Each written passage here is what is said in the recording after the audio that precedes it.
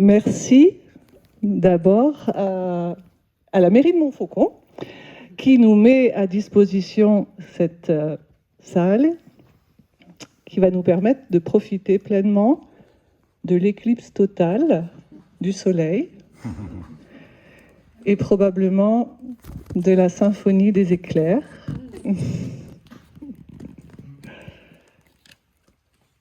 Quelques mots concernant les prochaines rencontres qui vont s'exporter à Rio-Tor.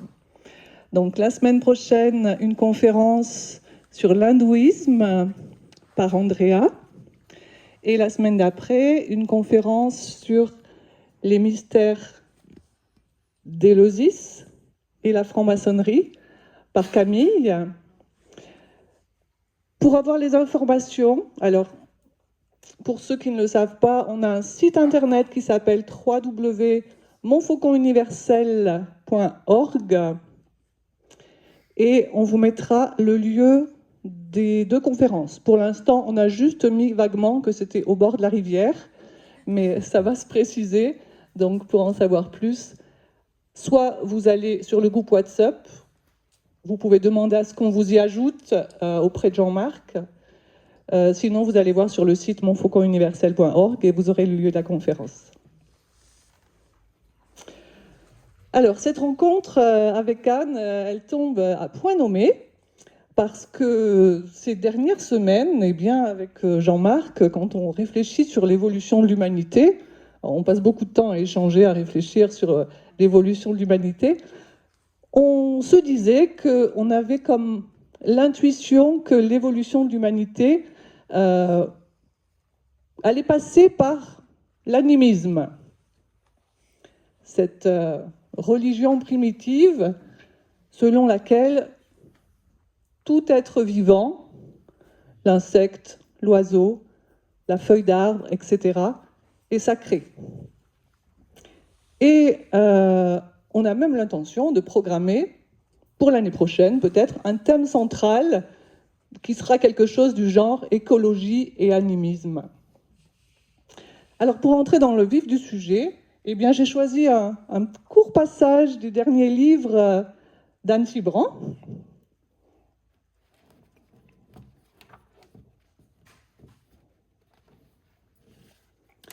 Le premier rêve du monde.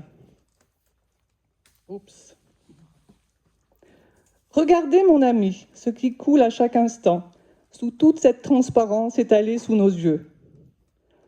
Regardez ce qui monte du ventre de la terre, cet élan irrésistible vers la lumière.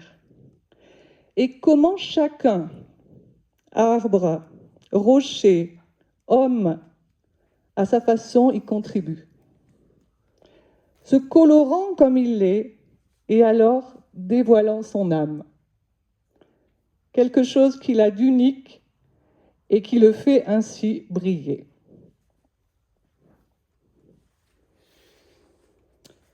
Alors voilà donc le dernier livre d'Anne Cibran que j'ai eu le plaisir de savourer. Je crois que dans ce livre, il n'y a pas une page où je ne me suis pas dit « Mon Dieu que c'est beau, mon Dieu comme c'est bien écrit ».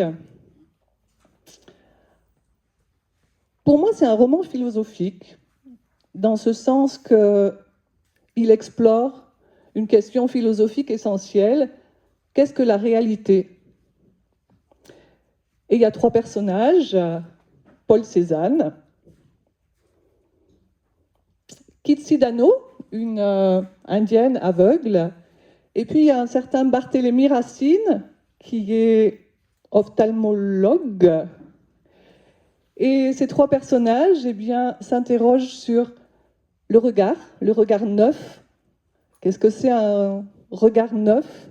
Qu'est-ce qu'on voit quand on réussit à faire abstraction de nos souvenirs, de nos conditionnements, de nos croyances?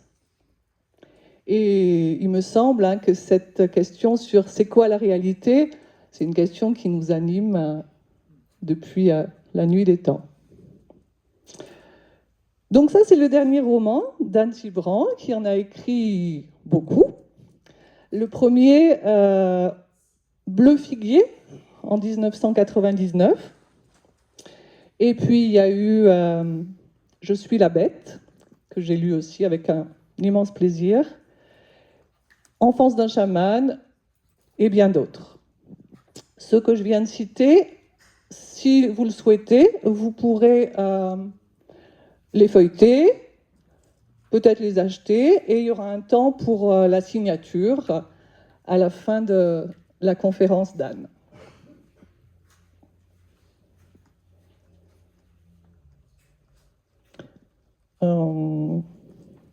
J'avais d'autres choses intéressantes à vous dire.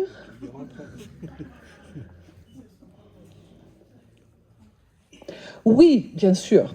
Alors, comment on a rencontré Anne?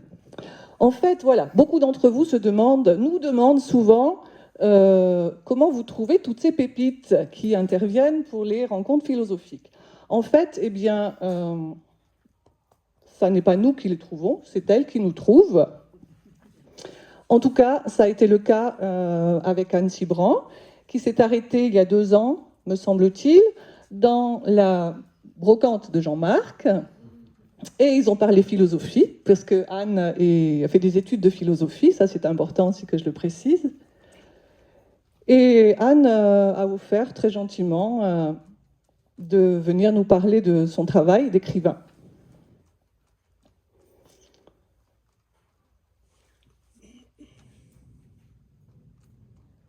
Je crois que j'en ai assez dit. Et je vais laisser le soin à Anne de développer son sujet, écrire avec la forêt.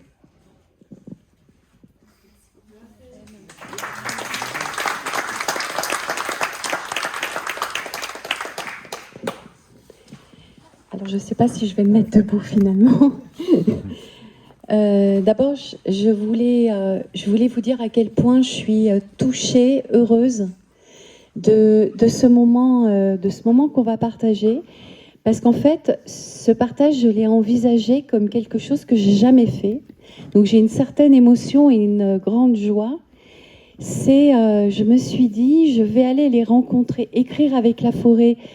C'est ce à quoi je consacre ma vie depuis près de 30 ans maintenant. C'est vraiment un thème central dans ma vie. Je vis une partie de mon temps en Haute-Loire ici, une autre partie en Amérique du Sud. Et je travaille avec les forêts tropicales humides, mais aussi avec une forêt ancienne de France. Je vous ai apporté 2 livres pour que vous puissiez vous baigner, vous tremper les yeux dans les images de ces forêts qui sont à la fois si différentes et si comparables. Je vous en parlerai un peu après.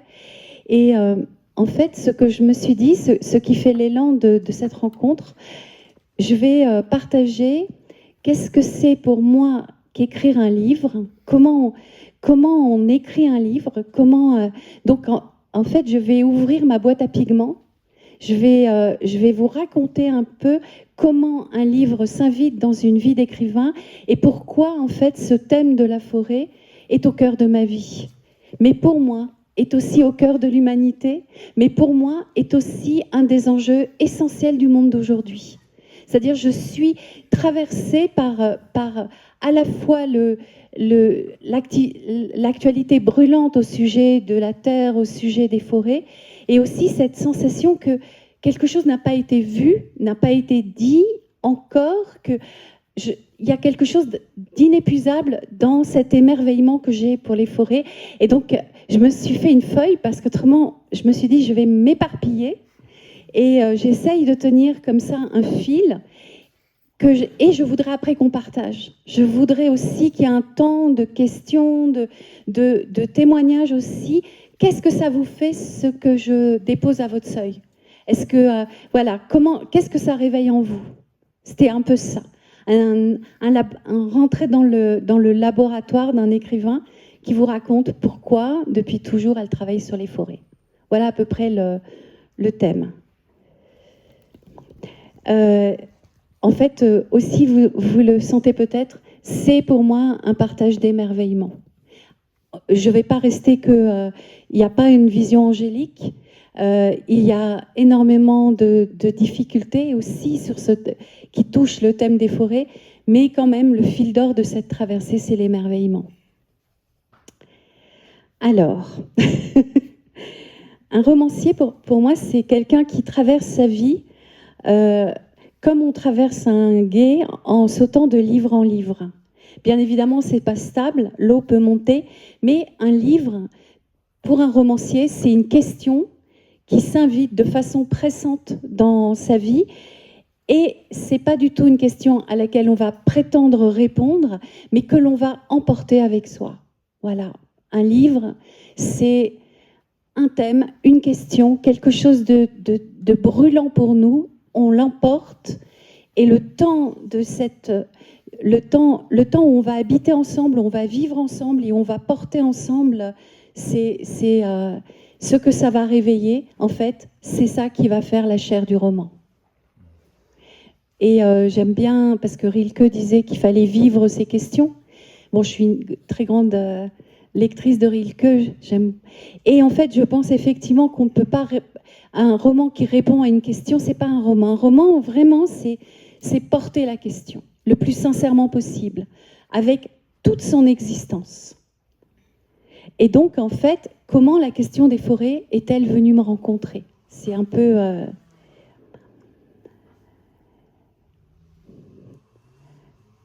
Alors déjà, pour tous les thèmes importants comme ça, on a la première boîte à pigments d'un écrivain, c'est l'enfance. Pourquoi l'enfance est-elle si puissante pour décider finalement d'un chemin d'écriture ou pour décider d'une vocation? Parce que l'enfance, c'est la saison des premières fois. C'est-à-dire, c'est la saison des initiations. Tout ce qui va se montrer, on va le vivre très, très, très fortement. Donc, il y a beaucoup d'écrivains, vous l'avez remarqué, en fait, toute leur œuvre romanesque sera autour de cette première boîte à pigments. C'est des écrivains qui vont rester en chambre et il y a suffisamment de matière pour qu'ils puissent, avec ce qu'ils ont vécu de première fois, faire plein de livres. Vous en connaissez plein. Et puis, en fait, ces premières fois, elles peuvent aussi montrer comme des prédilections, des préférences. Et moi, je sais que dès que j'étais toute petite, mes parents avaient toujours peur de me perdre en forêt parce que, en fait, je disparaissais littéralement. Dès que j'étais dans une forêt, je courais devant et j'avais cette sensation de plonger sous le manteau de l'ombre. Et puis, après, il va y avoir un autre moment très, très important pour moi qui va aussi décider de cette vocation vers les forêts. Ça va être la rencontre avec un homme incroyable qui s'appelait Knut Victor. Je ne sais pas si vous avez entendu parler de Knut Victor. En fait, Knut Victor, c'était un peintre sonore. Au début, il était parti en Provence. Il voulait peindre la Provence de Van Gogh. Il était danois. Et il était tombé amoureux des tableaux de Van Gogh et il voulait peindre la Provence de Van Gogh. Et il s'est planté devant un pin pour peindre à la façon de Van Gogh cet arbre. Et il a été traversé par le chant des cigales. Et il s'est rendu compte qu'il y avait dans le chant des cigales et dans la façon dont la stridulation racontait le moment qu'il était, l'éclairage, la lumière qu'il y avait, beaucoup plus que ce qu'il pourrait jamais peindre toute sa vie en mettant des taches de couleur. Et donc, il est rentré dans cette espèce d'écoute attentive de qu'est-ce qui fait le chant du vivant.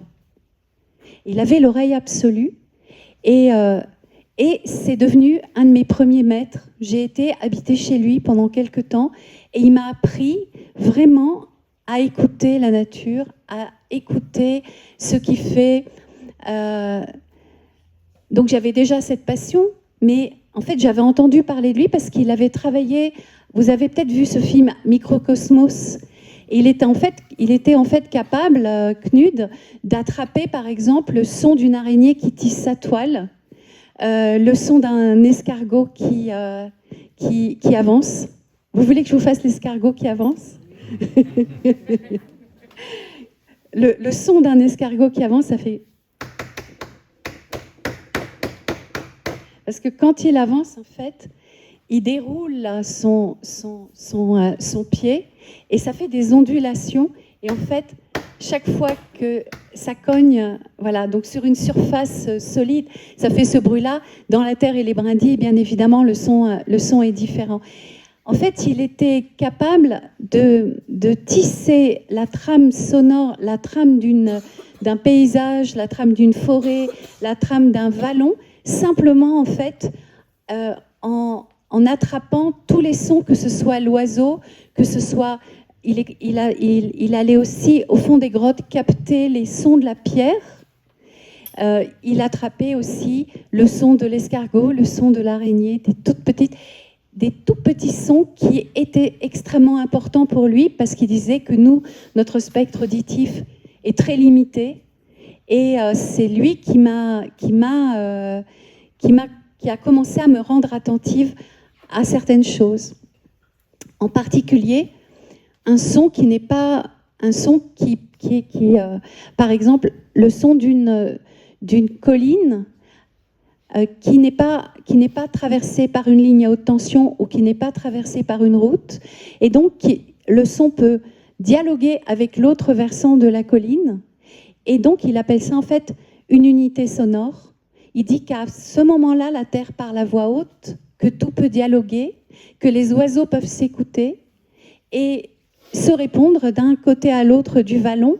Et en fait, c'est pour Knud, et c'est ce que j'ai appris aussi avec lui, un endroit vivant, donc une forêt. C'est pas seulement un endroit où il y a du son, c'est aussi un endroit où ça écoute, où il y a de l'attention. Et ça, c'était très très important de découvrir qu'un univers, et là vous voyez, on va vers aussi les peuples premiers, qui a, dès qu'on plonge l'oreille dans un lieu vivant, il y a quelque chose de mutuel, il y a une mutualité. C'est pas seulement... Et donc, par exemple, ça vous a peut-être pas marqué, mais maintenant que je vais vous le dire, vous allez faire attention, les oiseaux se coupent jamais la parole. Eh bien, je trouve ça extraordinaire. C'est-à-dire qu'il va y avoir des périodes où les oiseaux chantent en fonction du lever du soleil ou du coucher du soleil, surtout au printemps. Mais en fait, ils vont s'écouter, ils vont écouter la fin du chant de l'oiseau ou ils vont pressentir la fin avant de commencer la trille. Il y a toujours cette attention. Voilà, donc les oiseaux et tout le reste, quand on est dans une grande forêt très très vivante, il y a aussi tout le reste. C'est très important le son, parce que je parle aussi, on va vers l'écriture, on va aussi vers la poésie, et petit à petit, ce que je vais découvrir au fur et à mesure de mon apprentissage, c'est qu'on peut parler d'un chant d'une forêt, et pour moi, en fait, on peut parler aussi d'une symphonie vivante, et d'une expression poétique, brute et créative. Et donc, je vais petit à petit vers ça. Après, l'autre élément extrêmement important, c'est mon arrivée il y a 30 ans dans une forêt de Haute-Loire, qui est une forêt qui n'est pas très loin d'ici, à Saint-André-en-Vivarais, et où, en fait, je vais être plongée par la force des choses, aussi dans l'étude et dans le rapprochement avec la forêt, puisque j'achète au départ une maison avec un tout petit peu de terre autour, et c'est très bien comme ça, sauf que j'apprends l'année suivante que tout le reste autour va être mis en coupe blanche, y compris une vieille forêt, y compris une forêt qui était une forêt communale, avec la bruyère, avec le pectiné, avec le hêtre, avec la lisier, etc., tout allait être atiboisé. Et donc, on a acheté à crédit cette forêt pour pas qu'elle soit coupée. Et donc, par la force des choses, je me suis mise à apprendre la forêt. Pour pouvoir, ne serait-ce que, voilà, comprendre comment la déployer, qu'est-ce que moi je pouvais faire. Et donc, peu à peu, je suis partie dans un projet de jardinage de forêt pour la mixité de la forêt, puisque une partie de la forêt était une pessière, donc une plantation d'épicéas, une autre partie non. Et là, je rentre, et ça fait partie aussi du très important. Pour moi, il n'y a pas de hiérarchie. Vous le sentez bien dans ce qui va faire ma boîte à pigments d'écriture. Ça va être aussi l'apprentissage concret, les mains dans la terre, comment qu'est-ce que c'est qu'une neige de printemps, quand les arbres tombent de tous les côtés, comment faire avec telle chose, etc. Et donc apprendre très concrètement à vivre au milieu d'une forêt. Et ça a été, c'est un élément très important. Et bien évidemment, on parle d'un roman, donc un roman c'est un tissage, et on comprend qu'il y a des fils de différentes couleurs. Il va y avoir le fil du son, il va y avoir le fil des chants initiatiques, des premières fois, qui sont frappantes et qui peuvent être aussi frappantes pour le lecteur. Et il va y avoir aussi l'expérience dans cette forêt. Voilà. Et puis, après, il y a à peu près 20 ans, j'avais fait des études en philosophie et en anthropologie. Et j'avais le rêve d'apprendre une langue orale, une langue d'un peuple sans écriture. Et j'ai appris le quechua au Langzhou à Paris. Et je suis partie avec une mission Stendhal, hein, c'est-à-dire un projet d'écriture. Je suis partie habiter en Amérique du Sud avec ma famille. Et c'est là, en fait, qu'il va y avoir quelque chose d'absolument décisif dans le rapport que j'ai au vivant et dans les rapports que j'ai avec la nature. Donc j'avais déjà j'ai laissé la forêt tranquillement. Et puis je suis partie de l'autre côté du monde, en Amérique du Sud, et plus précisément en Équateur. Et pour moi, le quechua, quand je l'ai appris à Paris, c'était la langue qui était parlée dans la cordillère des Andes essentiellement. Et en fait, les Incas qui exerçaient un impérialisme assez violent quand ils régnaient dans la cordillère des Andes, quand ils trouvaient des peuples qui n'étaient pas d'accord avec eux, ils déplaçaient les peuples dans la forêt. Et donc, en fait, maintenant, il y a énormément de peuples premiers qui parlent le quechua dans la forêt. Et c'est ce que j'ai découvert, je l'ignorais avant de partir. Et donc, en fait, j'ai fait plusieurs rencontres, j'ai fait des rencontres extraordinaires. Ça a été un basculement incroyable parce que d'avoir appris la langue, ça m'a permis, en fait, d'avoir une proximité, une amitié, une familiarité très grande. Les gens étaient très touchés et du coup, je me trouvais invitée à vivre dans les familles. Donc, le voyage va être une immersion chez des peuples premiers et en particulier, donc, il va y avoir un temps à Potosi. J'ai fait un roman sur les mineurs de Potosi, mais après, il va y avoir cette descente dans la forêt et en particulier en Amazonie. Et donc, il va y avoir 2 rencontres essentielles pour moi, en fait. Il y en a 1000 rencontres, mais celle dont je voudrais parler et partager avec vous aujourd'hui, c'est un vieux guérisseur Sacharuna, donc Sacharuna qui parle le quechua. Sacha en quechua, c'est la forêt. Runa, c'est les hommes. Sacharuna, les hommes de la forêt. Donc, un guérisseur Sacharuna, Sabino, Walinga, et un grand guérisseur Waorani, Camperi, de chez les Waorani sur les bords du Chiripuno. En fait, ces 2 hommes, à leur façon, m'ont ouvert une perspective sur la forêt absolument vertigineuse. En fait, c'est pas ce que j'ai découvert aussitôt, rien qu'en vivant avec les femmes, avec les enfants, dans les maisons, au sein de cette forêt tropicale humide, c'est qu'en fait, ces peuples-là, ils ne vivent pas à côté de la forêt comme nous on fait. On rentre le soir, on allume la lumière, on ferme la porte de la maison, mais ils vivent en fait avec la forêt. Et ils ne se considèrent pas comme extérieurs de la forêt, mais ils se considèrent comme une part de la forêt.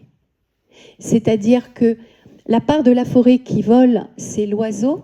La part de la forêt qui chante, qui tisse et qui chasse, c'est l'homme. Mais ils considèrent réellement qu'ils sont comme une extension. Et donc, ils nouent avec la forêt une relation qui est...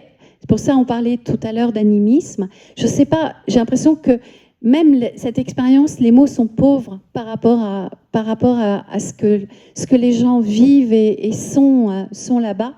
Mais en tout cas, ça a été pour moi absolument vertigineux parce que je me suis retrouvée en présence de choses qui n'étaient pas des choses qu'on peut trouver dans des livres, mais des expériences, des choses extrêmement concrètes.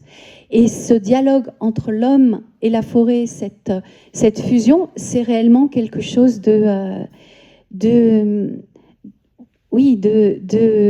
d'absolument concret. Alors en fait, dans une vision du monde, nous on a un appareil scientifique, on peut avoir des religions, ils ont eux des mythes et une cosmogonie, c'est-à-dire une explication du monde, où ils parlent d'un temps, que ce soit en fait tous les peuples de la forêt, parlent d'un temps avant l'arrivée du soleil, où les hommes, les animaux, les fleuves, les étoiles, les rochers, les arbres vivaient tous sous le toit d'une même maison, dans cette espèce de lumière un peu grisâtre qui est la lumière lunaire, et qu'il n'y avait aucune différence. Ils ne voyaient pas les apparences, il n'y avait qu'un seul cœur. Il pouvait y avoir des histoires d'amour entre la femme faucon et un homme, entre l'étoile et... en fait, tout était interchangeable. Puis arrive la lumière et les fleuves se mettent dans leur lit, les arbres enfoncent leurs racines, les hommes vont vivre dans les villages, les bêtes vont dans le fond des forêts, les poissons gagnent les fleuves. Mais cette mémoire du premier cœur, en quechua on dit Shoglia Shongo, purement un seul cœur, est restée. Et en fait, c'est cette relation de moi et l'arbre, on partage quelque chose d'indiciblement proche, d'indiciblement fusionnel, qui va bien évidemment induire le rapport qu'ils ont à la forêt. Et donc aussi, où je vais voir les conséquences de ce rapport. Par exemple, un jour, il y a Sabino, lui, il lutte contre les pétroliers. Il y a une entreprise argentine qui est venue, ils veulent venir faire de la prospection sismique, c'est-à-dire planter des bâtons de dynamite tous les 5 mètres pour pouvoir créer un espèce de tremblement de terre et avoir une cartographie qui indique où est le pétrole. Donc vous voyez, là, on n'est pas dans l'émerveillement, la forêt touche aussi ces thèmes-là. Et en fait, il est obligé de protéger son territoire. Et il se fait, pour protéger son territoire, il est guérisseur, il se met en lien avec les arbres et les esprits de la forêt. Et j'étais chez lui un matin, il se lève, il appelle son fils, il dit « Écoute, il faut que tu partes avec quelques personnes à 12 kilomètres. Il y a des personnes qui sont rentrées. » Et en fait, il l'avait vu en rêve. Et à l'endroit précis où il l'avait vu, il ne s'était pas trompé. Une autre fois, donc vous voyez, ça c'est une expérience concrète, qui a un véritable dialogue entre l'homme et la forêt. Une autre expérience aussi tout aussi ébouriffante, c'est sa femme, Doña Corina, qui un matin me dit « Viens, on va prendre du maïs parce qu'il va y avoir la femelle tapir qui va venir. » Et pareil, elle avait vu ça en rêve, elle avait vu qu'elle allait venir, qu'elle était enceinte et qu'elle attendait des petits et qu'elle avait un peu faim et qu'on allait lui porter du maïs. Et à l'endroit précis où elle est allée dans la forêt, d'un seul coup, les feuillages se sont écartés et cette femelle tapir est arrivée. Donc on n'a pas de... Donc voilà, dans le Shoglia Shongo, il y a cette espèce de connexion comme ça peut nous arriver quand on a l'impression que quelqu'un va nous appeler ou on pense à cette personne, elle nous appelle. Et ben pour eux, pour les Sacharuna, c'est quelque chose de très très concret. C'est quelque chose qu'ils vont déployer, qu'ils vont amplifier. Voilà, donc en fait, eux, ils disent, nous, on discute avec la forêt, en fait, pour avoir des informations, pour savoir si on va chercher les fruits de la chanta, qui est un palmier. En fait, on va demander, parce que ce n'est pas la peine qu'on aille faire tous ces kilomètres si les fruits ne sont pas mûrs. Il y a toute cette connexion. Et en fait, ce rapport intime qu'ils ont avec la forêt va développer, réveiller en moi quelque chose que j'appelle, et que tout le monde a, et c'est ce qui fait notre pont et notre relation et notre En fait, on ne vit pas dans le même pays, mais on a beaucoup de points communs. Ce que j'appelle la chambre d'écho. C'est-à-dire cet espace intérieur qu'on a où on peut sentir, quand on est dans la forêt, on peut sentir quand on est auprès d'une personne, sans que la personne parle, on reçoit quelque chose, on est rempli par quelque chose. Et je sens en fait que auprès de ces peuples premiers, ce que se réveille, se déploie, se développe le sens, cet appendice qui est cet espace de rencontre qui va être la chambre d'écho, qui existe chez chacun. Et je saute un peu sur que nos poètes ont depuis toujours. C'est quelque chose, j'ai l'air de le dire comme, vous voyez bien en fait. C'est quelque chose qu'on a tous et qui existe de tous les côtés du monde. Donc, mais en tout cas, je sens que dans ma boîte à pigments, cet espace de partage, ce sens-là, va être aussi très important. Et puis, là, on est sur cette expérience, cette rencontre avec les peuples premiers, le déploiement, la découverte de cet organe intérieur et extérieur qu'ils ont et qu'on a aussi, donc que j'appelle la chambre d'écho. Petit à petit, en fait, de par mes expériences, je commence à me dire, mais en fait, la forêt, c'est pas du tout ce que je pensais. La forêt, c'est quelque chose qui est beaucoup plus vaste, qui est beaucoup plus important, qui est beaucoup plus mystérieux, qui est beaucoup plus vivant, donc je commence à être encore plus émerveillée, et donc, il faut que j'aille voir encore d'autres forêts, et que je continue à apprendre. Donc, c'est là qu'arrive la rencontre avec... donc, vous regarderez, n'hésitez pas, je l'ai apporté pour vous, la forêt du Yasuni, qui est en fait une forêt qui est un peu plus au nord des Sacharuna, qui est dans la région de Koka, et qui est en fait la dernière forêt première, forêt refuge. Je vais vous expliquer bientôt ce que c'est qu'une forêt refuge. C'est-à-dire une des forêts les plus sacrées du monde. Et donc, je vais sympathiser avec des scientifiques, parce que les scientifiques, ils ont besoin d'avoir des gens pour traduire, pour sensibiliser, pour parler des forêts, parce qu'en fait, eux, ils parlent entre scientifiques, mais la vulgarisation, la sensibilisation et le partage, ils ont besoin Donc, on commence à faire des travaux communs, organiser des expositions. Et là, je rentre dans un aspect plus militant et plus en Équateur, toujours, avec eux.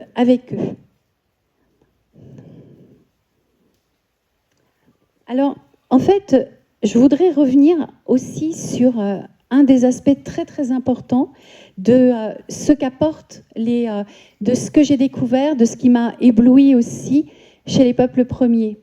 Parce qu'en fait, c'est en faisant un va-et-vient entre la vision de la forêt de ce côté du monde et la vision de la forêt, comment eux, ils voient la forêt.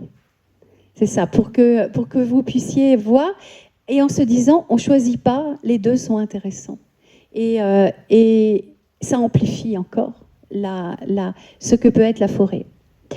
Donc, ce que j'appellerais l'aspect spirituel ou invisible de la forêt chez les peuples premiers. De ce côté du monde, pour nos forestiers que je respecte, qui font un travail indispensable, je reprends scrupuleusement leurs termes. La forêt est une surface de rendement. C'est une plantation de, ouvrez les guillemets, capital sur pied, qui donne donc de la masse, ce qui est pensé, planté pour la transformation. C'est-à-dire que dès le moment où on va planter les arbres, on sait que ça va faire du bois de cajot, que ça va faire... Donc, une forêt pour les forestiers, pour les gens qui vivent avec le travail du bois. Et il n'est pas question de faire des hiérarchies, c'est une réalité. C'est aussi ce dans quoi on vit, c'est de la matière. On est d'accord, je pense, sur ce plan. En fait, ce qui m'a frappée et même foudroyée quand j'ai commencé à vivre auprès des peuples premiers, c'est qu'en fait, eux, ils ne s'intéressent pas du tout aux arbres. Ils ne s'intéressent pas... En fait, il y a des arbres sacrés, bien sûr, mais pour eux, les arbres, ils ne les vendent pas, ils ne les coupent pas. De toute façon, ils vont ramasser, éventuellement récupérer un peu de bois, cueillir les fruits. Non, eux, ce qui les intéresse, c'est ce qui circule entre les arbres, entre les branches. C'est-à-dire ce qu'ils appellent l'âme ou le souffle vital de la forêt. Pour eux, la forêt, c'est d'abord un être, une globalité, une entité sacrée qui a une âme ou un esprit. Et cette forêt, pour eux, c'est le creuset de toutes les vies. Pour vous dire à quel point c'est concret, ils ont chacun... Donc, j'étais dans un village avec les Walinga. J'étais dans un village où les maisons étaient proches les unes des autres. Et un jour, ils m'ont dit « Anita, il faut qu'on aille à la Purina ». La Purina, en quechua, Purina, c'est là ce vers quoi je dois marcher, ce vers quoi je dois aller. Et en fait, la Purina, c'est le lieu d'où la famille est sortie concrètement. Ils vont dire, nous, tu vois, on est sorti, notre ancêtre, il est sorti d'entre les racines de cet arbre. Et là, ils ont bâti une petite cabane et ils vont se rappeler d'où ils viennent. Et ça, c'est au cœur de la forêt première. Souvent, à 2 jours de voyage, ils sont les seuls à pouvoir y aller. C'est là que se font toutes les initiations, c'est là que se font les contes, c'est là qu'on va planter toutes les plantes médicinales, et c'est là que l'on va se rappeler d'où l'on vient.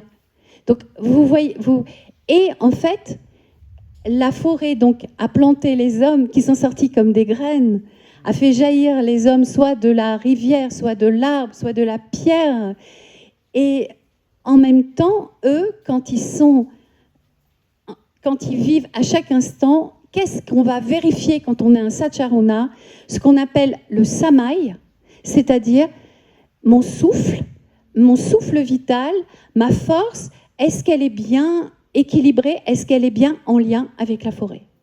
Parce qu'on considère que la forêt, c'est quelque chose qui chante, qui souffle, et qu'un être qui vit dans la forêt, en fait, comme un poisson, il doit se mettre dans le courant du souffle, être en accord avec ça. Et donc, le guérisseur, c'est celui qui va rétablir le souffle, c'est celui qui va rétablir la force vitale. Vous sentez à quel point on n'est plus du tout dans la matière. On est dans quelque chose qui est tout autre, c'est-à-dire cette expérience que on est né dans un lieu qui a une vitalité, qui a un souffle, qui a une âme, qui a un esprit qui nous nourrit. Et en fait, être vivant quand on est Sacharuna, c'est être capable de porter son souffle avec le souffle de la forêt, en harmonie. C'est très important. Et en fait, c'est aussi une stratégie de survie. Parce que tu perds en fait cette attention, cette présence, parce qu'on peut dire à Samai, on peut donner d'autres synonymes.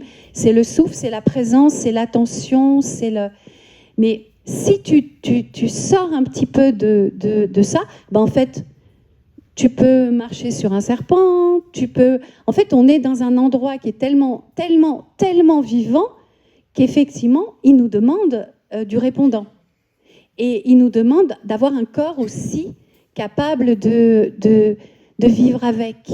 Et c'est ça aussi que à l'exception de quelques paysans que je connais encore, que j'ai pour voisins, qui sont capables de se taper la burle et les hivers de Haute-Loire et de se débrouiller avec les choux qu'ils ont rentrés, les pommes de terre, etc., le cochon qu'ils ont eu avec les tuailles, qui sait encore traverser dans le lieu les froids, être capable de faire du feu dans toutes les conditions, de chauffer, d'éduquer les enfants, de les faire grandir, etc.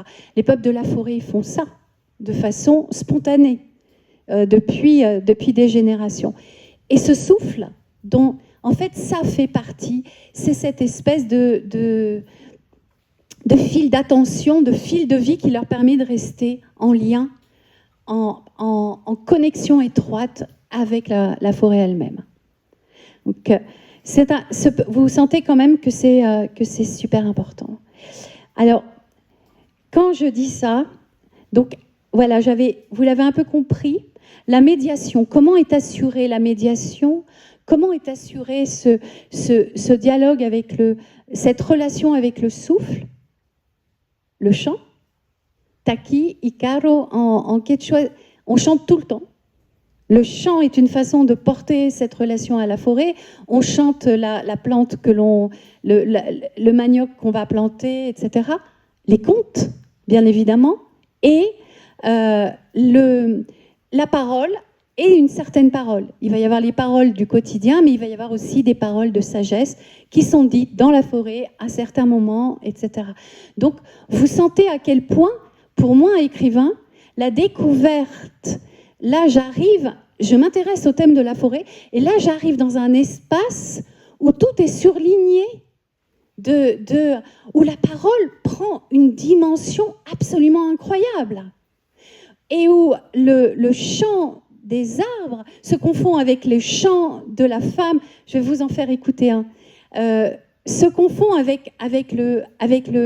En fait, il y a cet espace de tissage absolu. Quand je vous parlais d'une symphonie, en fait, les hommes contribuent à cette symphonie. Et c'est pour ça qu'ils font aucun bruit, d'ailleurs, dans la forêt. C'est ça, participer à la symphonie, c'est cette absolue discrétion, tenir sa place, être là où on doit être, pas dépasser, quoi. Et alors, ouais. Mais à chaque fois, si je fais des partages et que je vais raconter les Satcharunas, cette relation de fusion avec le vivant, de comment ça se passe, il va y avoir des personnes qui vont venir me voir et qui vont me dire « Oh, mais nous, on est tellement déconnectés. Oh, mais nous, on ne sait plus. Nous, on est responsable aussi du mal-être du monde et tout. » Et en fait, je ne suis pas d'accord. Je pense que chacun fait comme il peut. Et qu'il y a aussi, en fait, moi je trouve qu'on est aussi on a aussi nos moments, on a nos poètes, mais on a aussi nos moments d'émotion au jardin, nos moments d'émotion dans la forêt. En fait, on est aussi traversé par ça, et je voudrais pas que ce que je dépose à votre seuil, ce soit quelque chose dont vous vous serviez pour vous accabler. Parce qu'en fait, vraiment, j'ai des voisins fantastiques. Et en particulier, je me rappelle d'un vieil homme qui est décédé.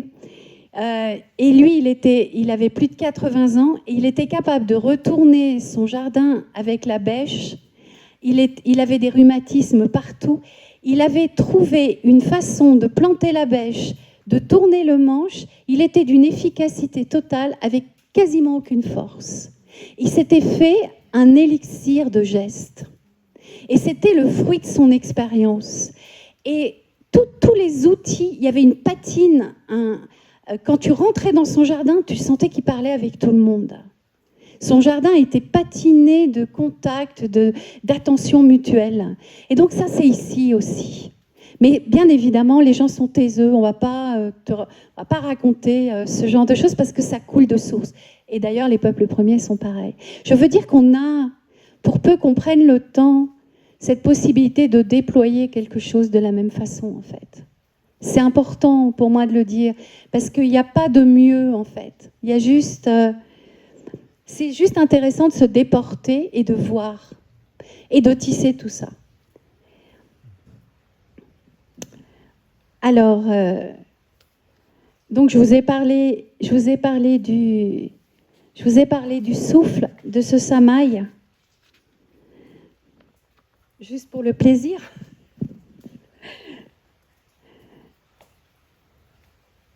Je vous dirai qui c'est après.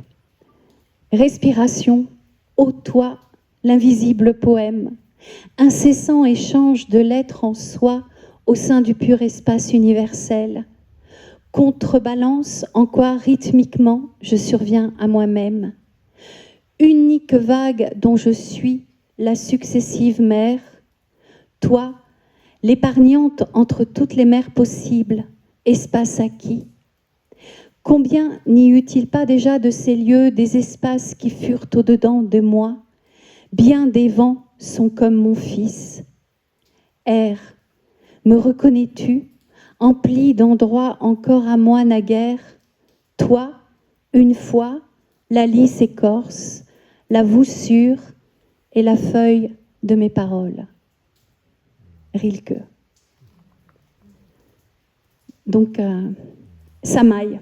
Je peux pas dire, je pense que vraiment c'est vrai, c'est cet air, ce vent qui nous traverse. Et alors, donc là, on a traversé les forêts et là, j'arrive aussi vers ce qui est encore dans ma boîte à pigments, une autre source d'émerveillement, qui va être la rencontre avec les scientifiques. Et en particulier, la découverte de cette forêt, qui est la forêt de la Massane, qui est classée patrimoine mondial de l'UNESCO et qui est en fait à la frontière derrière Argelès, entre la France et l'Espagne. C'est une de nos plus vieilles forêts. Et là, en fait, je vais découvrir auprès des scientifiques, le Yasuni en est une aussi, et c'est ça le point commun que les deux forêts ont. J'ai prononcé le mot tout à l'heure, ce sont des forêts refuges. Qu'est-ce qu'une forêt refuge? C'est une forêt où quand il y a eu la glaciation, la grande glaciation ou quand il y a eu le réchauffement qui est à peu près à moins 20 000 de notre ère, donc quand on remonte à moins 70 000, moins 80 000, en fait tout était gelé. Il y avait une couche de glace, il y avait le permafrost, rien ne circulait. Et même en Amazonie, l'Amazonie était une savane, le fleuve Amazone était bloqué par les glaces à son embouchure. Et donc, mais pour des raisons géographiques, pour des localisations particulières, en fait, il existait de par le monde quelques endroits où était encore la forêt. C'était des îles. Et c'est pour ça qu'on appelle ça des refuges.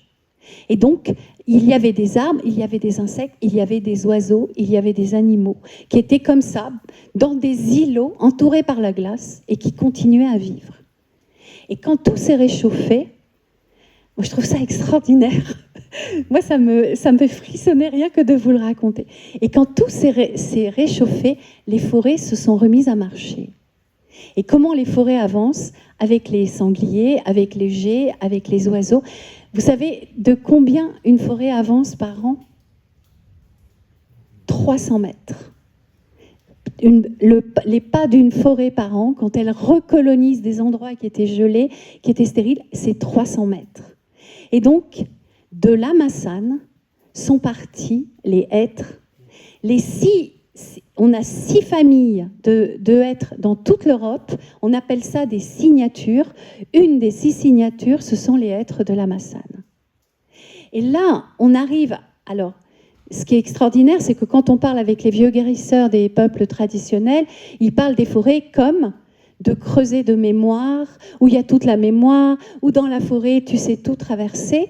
Et quand tu parles avec les scientifiques les plus pointus, comme Olivier Panot, qui travaille sur l'ADN du hêtre pour la Massane, il va te parler d'un creuset de mémoire, de la forêt, que l'ADN, il a la mémoire de la traversée de ces glaciations.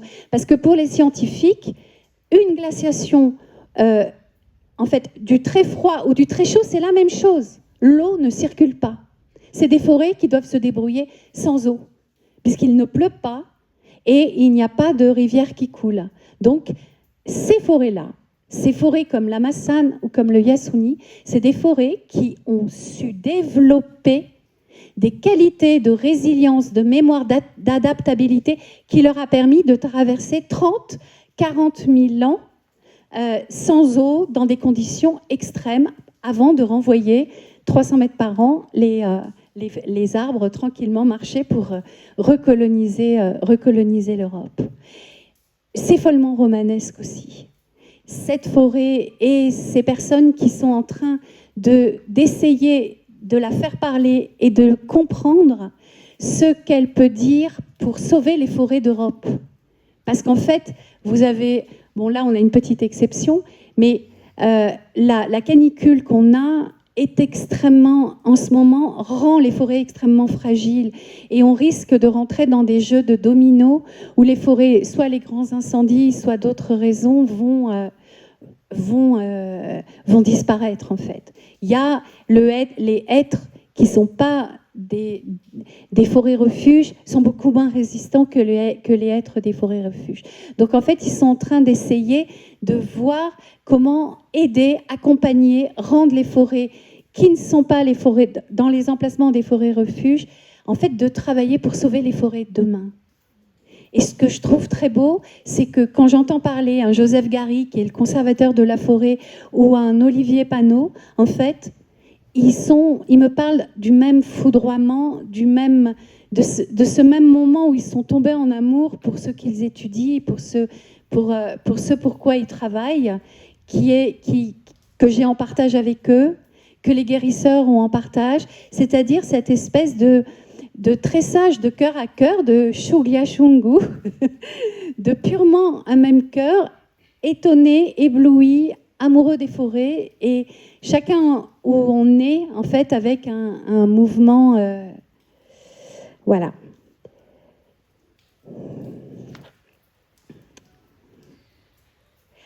Alors, donc, le seul petit truc où des fois, et je suis contente d'être du côté du roman par rapport aux scientifiques, c'est le cloisonnement. Une fois, j'ai dit à Olivier, j'ai dit, mais vous mettez l'arc-en-ciel dans des boîtes par couleur, quoi. Parce qu'en fait, il manque encore, mais les scientifiques en sont conscients. Je pense qu'il faut, par rapport aux enjeux de demain, il faut décloisonner les sciences et il faut que les sciences dialoguent avec toutes les parties, qu'il n'y ait pas le groupe de l'étude des feuilles et de l'autre côté le groupe de l'étude des racines, mais qu'on étudie vraiment l'arbre globalement, quoi, et la forêt dans sa globalité. Voilà. Et donc en fait, comme dans ce qui fait aussi l'élan, l'urgence, c'est ce que j'appellerais un retour de gratitude. C'est-à-dire que depuis 20 ans que je tourne dans les forêts, que je travaille avec ma forêt, et en déployant des projets autour aussi de la sensibilisation dans cette forêt, avec des projets avec la Ligue de protection des oiseaux, etc. En même temps, il y a bien évidemment cette conscience aiguë de ce qui se passe pour les forêts aujourd'hui. Et mon travail de terrain, là je vous ai parlé de tout ce qui était la beauté, les splendeurs des forêts. Mon travail de terrain m'a aussi amené à être face à la laideur absolue, qui est par exemple l'irruption en ce moment en Équateur du narcotrafic au sein des forêts, des personnes qui sont assassinées, de tout ce qui peut être lié, où la forêt, en fait, on est dans un capitalisme sauvage, où la forêt doit être exploitée au plus rapidement, essayer de trouver de l'or, avec des bulldozers qui sont donnés à des narcotrafiquants qui vont couper des rivières, arriver dans des lieux, tuer les peuples premiers. Et en fait, c'est même devenu, il y a même des endroits où il est dangereux maintenant d'être dans la forêt, non pas parce que la forêt en elle-même, quand on fait attention... mais à cause de ce qui est en train de faire irruption sous les arbres, excusez-moi. Et en fait, ce qui est difficile, c'est qu'on n'est pas dans des États où il y a une démocratie, on est dans des États où il y a une très forte corruption. Et donc, en fait, mais par contre, on a une société civile qui est extrêmement active et des activistes qui sont d'un courage insensé. C'est-à-dire que là, en Équateur, ce sont les villageois, ce sont les gens du peuple qui défendent les forêts, plus que les politiques et qui peuvent être redoutablement efficaces aussi. Mais quand même un peu, on sent que la lutte est un peu inégale. Et donc il y a aussi dans le projet d'un livre cette urgence aussi et l'importance aussi de parler de la menace comment se reconstruit une forêt et comment aussi ce qui est en train de se passer pour les forêts. Voilà. Alors, j'ai presque fini. Ce que je voulais faire, en fait, je pense que je vais arrêter là. Je voulais juste vous dire une dernière chose sur la différence entre écrire sur... J'écris un livre sur les forêts. Vous sentez que l'expression « écrire sur », on a une position de surplomb. on vient se poser sur la forêt avec la foudre. On a une position de surplomb, on vient se poser sur la forêt avec toute sa connaissance, etc. Ce qui est intéressant, c'est de penser à écrire avec.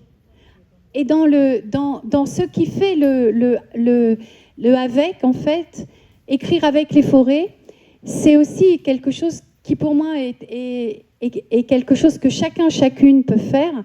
J'aurais encore plein de choses à vous raconter, mais c'est que, par exemple, je vais quand même vous faire encore une dernière anecdote. Ce vieil homme, Sabino Walinga, c'est ce que je raconte dans Enfance d'un chaman, parce qu'il m'a raconté, en fait, son histoire et son rapport à la forêt. Donc, j'ai voulu raconter ce que c'était que la forêt vue du point de vue d'un Sacharuna et d'un guérisseur.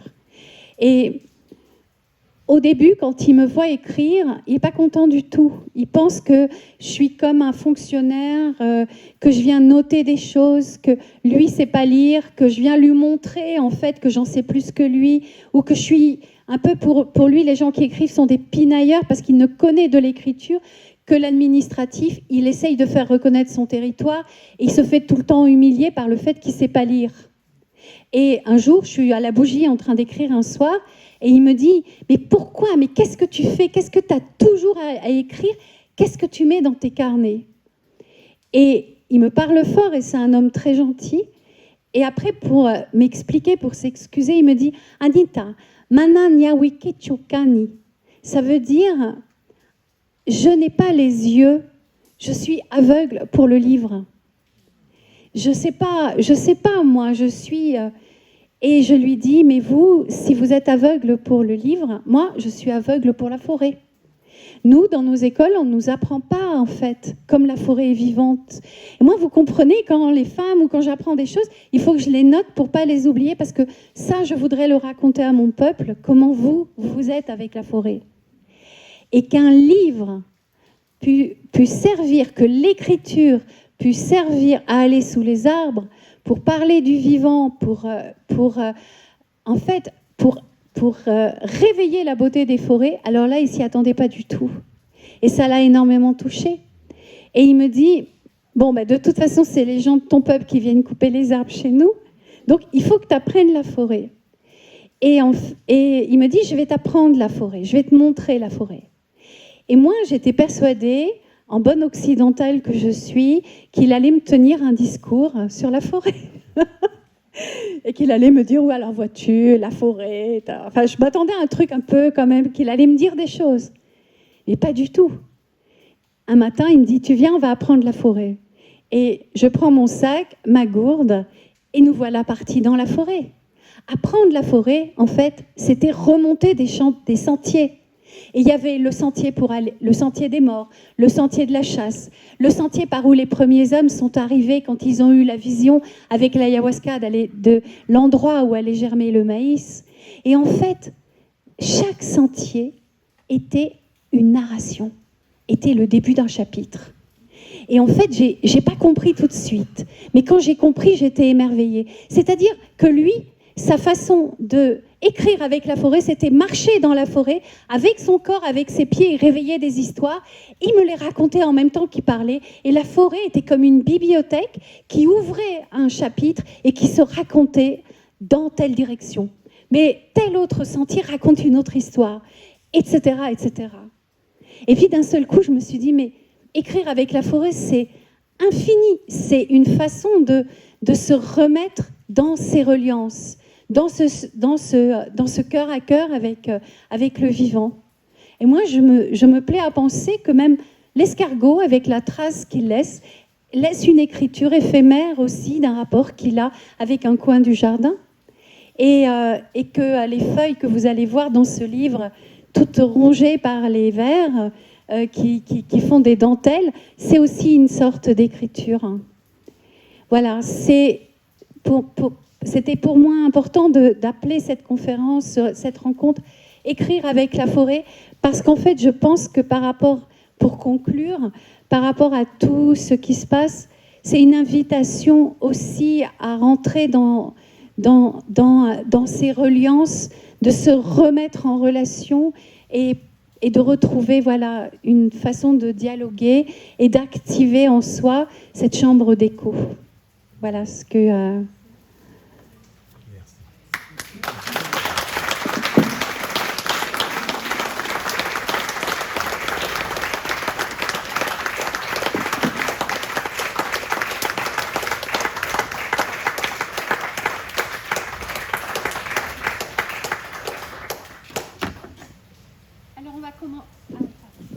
Je vais commencer par un chant Sacharuna, un chant en Quechua, qui est en fait un chant d'une femme.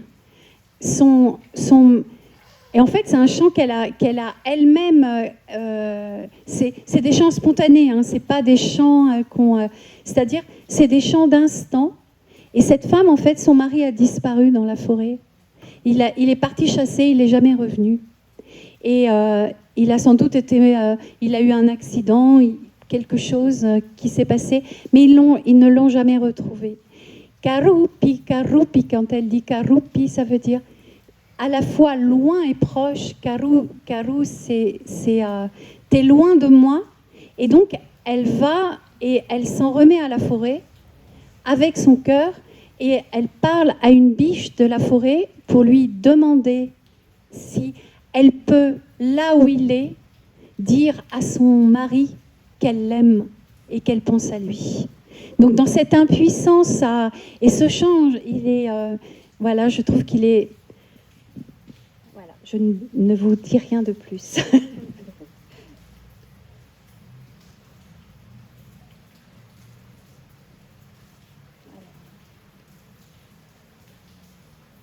Tangaronimi, kay Karo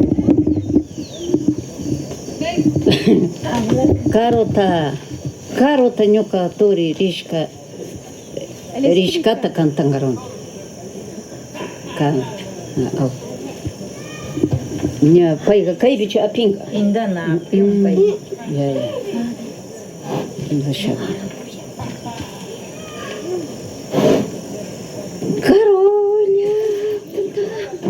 Karolya tata Nyukari karam Amalya kirisha Amatya kirisha Panisi tohalya Manari kurisha Vinyeta Atung tola Urmagrisha Lakirisha Atung sisa Kalatila Ukui bilya Urmasha Mana bolta Mushachuda Panisito Wala Panisito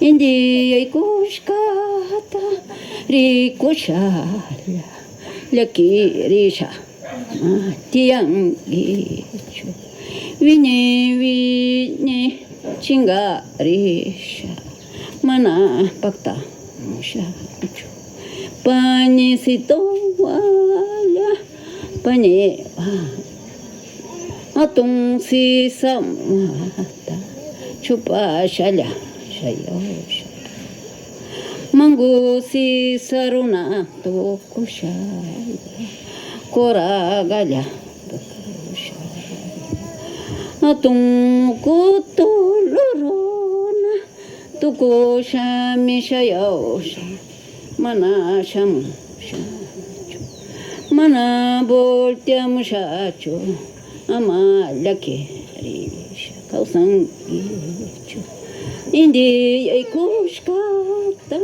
Rikosha Yari wangi pani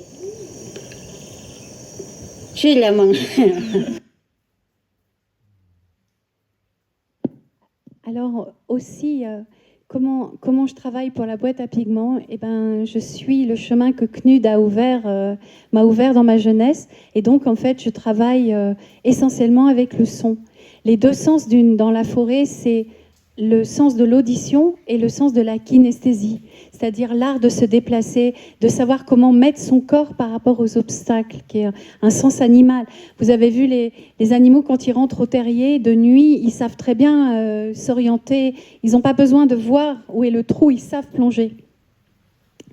Et donc, dans le Yasuni, j'ai passé deux années consécutives, un mois en haut d'un grand arbre qui fait 65 mètres de haut, qui est un Seibo Pantandra, où il y a une petite plateforme où on peut en fait observer la canopée, c'est-à-dire la surface des... vous verrez, il y a des photos, on voit l'Amazonie à perte de vue avec les condors, avec quelques volcans avec des neiges éternelles qui dépassent de la forêt par endroits. Et on est encore dans un autre écosystème, mais surtout, on a le son, le chant, le tissage de la forêt. Et donc, je me suis amusée à écouter. En fait, il y avait juste l'envie d'être devant la forêt et de l'écouter à toute heure du jour et de la nuit. Et donc, je vais vous faire écouter un son qui est un son de tôt le matin. Et après, je vous dirai ce que vous entendez. Voilà.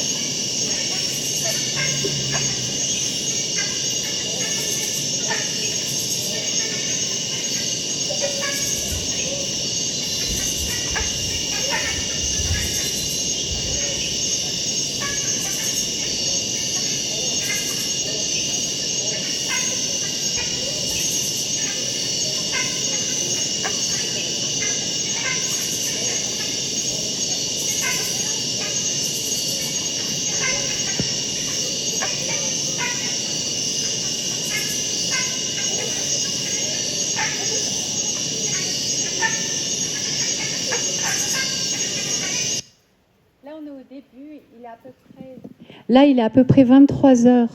Donc la nuit est tombée depuis 6h30. Et vous sentez comme en haut de la canopée, en fait, il y a une espèce de clarté, de pureté du son qui est absolument incroyable. En fait, on est dans les jardins de Babylone, c'est-à-dire que les arbres émergents, c'est comme des îles. C'est des arbres qui vont sortir. La canopée, c'est à peu près 30 mètres de haut, 35 mètres. Et ces arbres, à 65 mètres, ils percent la forêt comme des îles et ils ouvrent des branches horizontales. Et sur ces branches horizontales vont pousser encore de la forêt. Donc il va y avoir des lianes, il va y avoir des fougères, il va y avoir des arbres et il va y avoir des arbres de 10 mètres de haut sur ces arbres. Et il y a ce qu'on appelle les bromélies, qui sont un peu dans la famille, vous voyez les ananas, un peu comme des ananas. En fait, c'est des grandes piscines multicolores qui sont des plantes un peu grasses, qui s'ouvrent comme ça sur ces branches immenses comme des arbres de 400 ans chez nous. Chaque branche est gigantesque, elle est complètement horizontale. Et sur ces branches, il y a ces bromélies, qui sont ces piscines dans lesquelles vivent ces petites grenouilles que vous entendez. Et donc, c'est des grenouilles multicolores qui chantent à 65 mètres de haut. Moi, je trouve incroyable. Et c'est ce petit bruit, c'est les grenouilles qui chantent. Et à cette heure-là, il y a vraiment, on entend les insectes, on entend quelques crissements. Et autrement, c'est le chant des grenouilles sous les étoiles qui sont dans les piscines. Ils ont même découvert qu'il y a des petits crustacés, des petites crevettes qui vivent à 65 mètres d'eau et même des tout petits poissons. Bien évidemment, c'est l'abreuvoir des oiseaux et des singes. Et donc, il y a aussi une autre chose que je découvre en allant habiter en haut de la canopée, c'est les chemins de singes. les sentiers, comme nous, comme vous allez voir une coulée de chevreuil ou une coulée de renard, eh ben, les singes, ils se font leur chemin sur les branches et ils entretiennent. Et ils enlèvent les branches qui pourraient encombrer parce qu'en fait, ils ont les petits, il faut qu'ils puissent passer. Voilà, vous avez entendu en fait chanter le haut de l'extrême, les hauteurs extrêmes de la forêt. Ce sont ces toutes petites grenouilles que vous avez entendues. Et alors, encore un autre chanteur, vous allez voir, d'un style différent.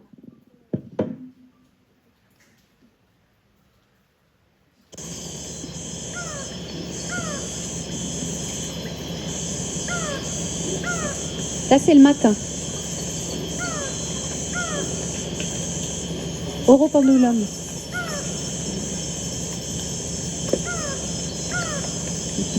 Petit toucan.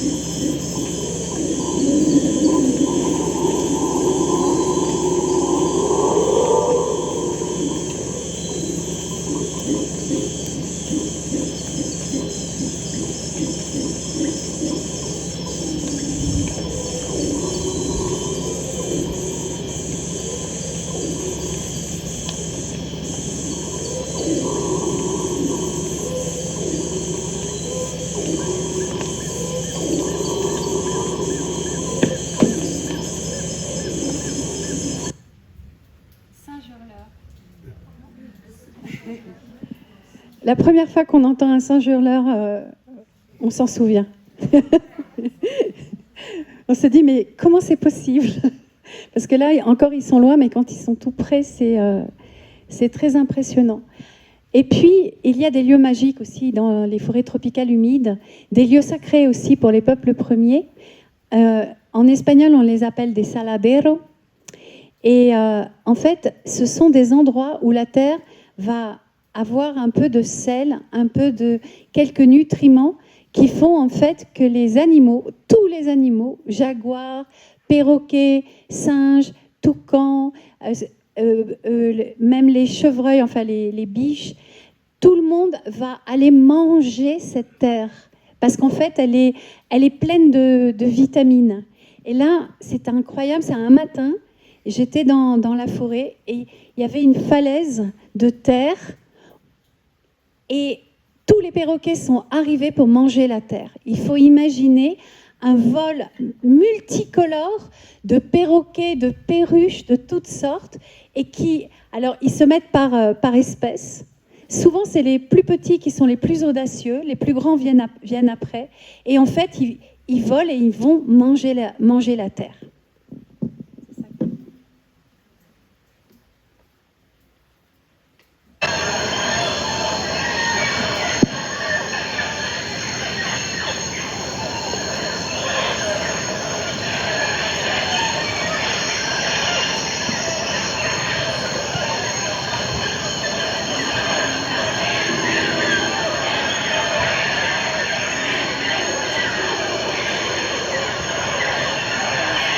On entend le singe hurleur derrière un peu.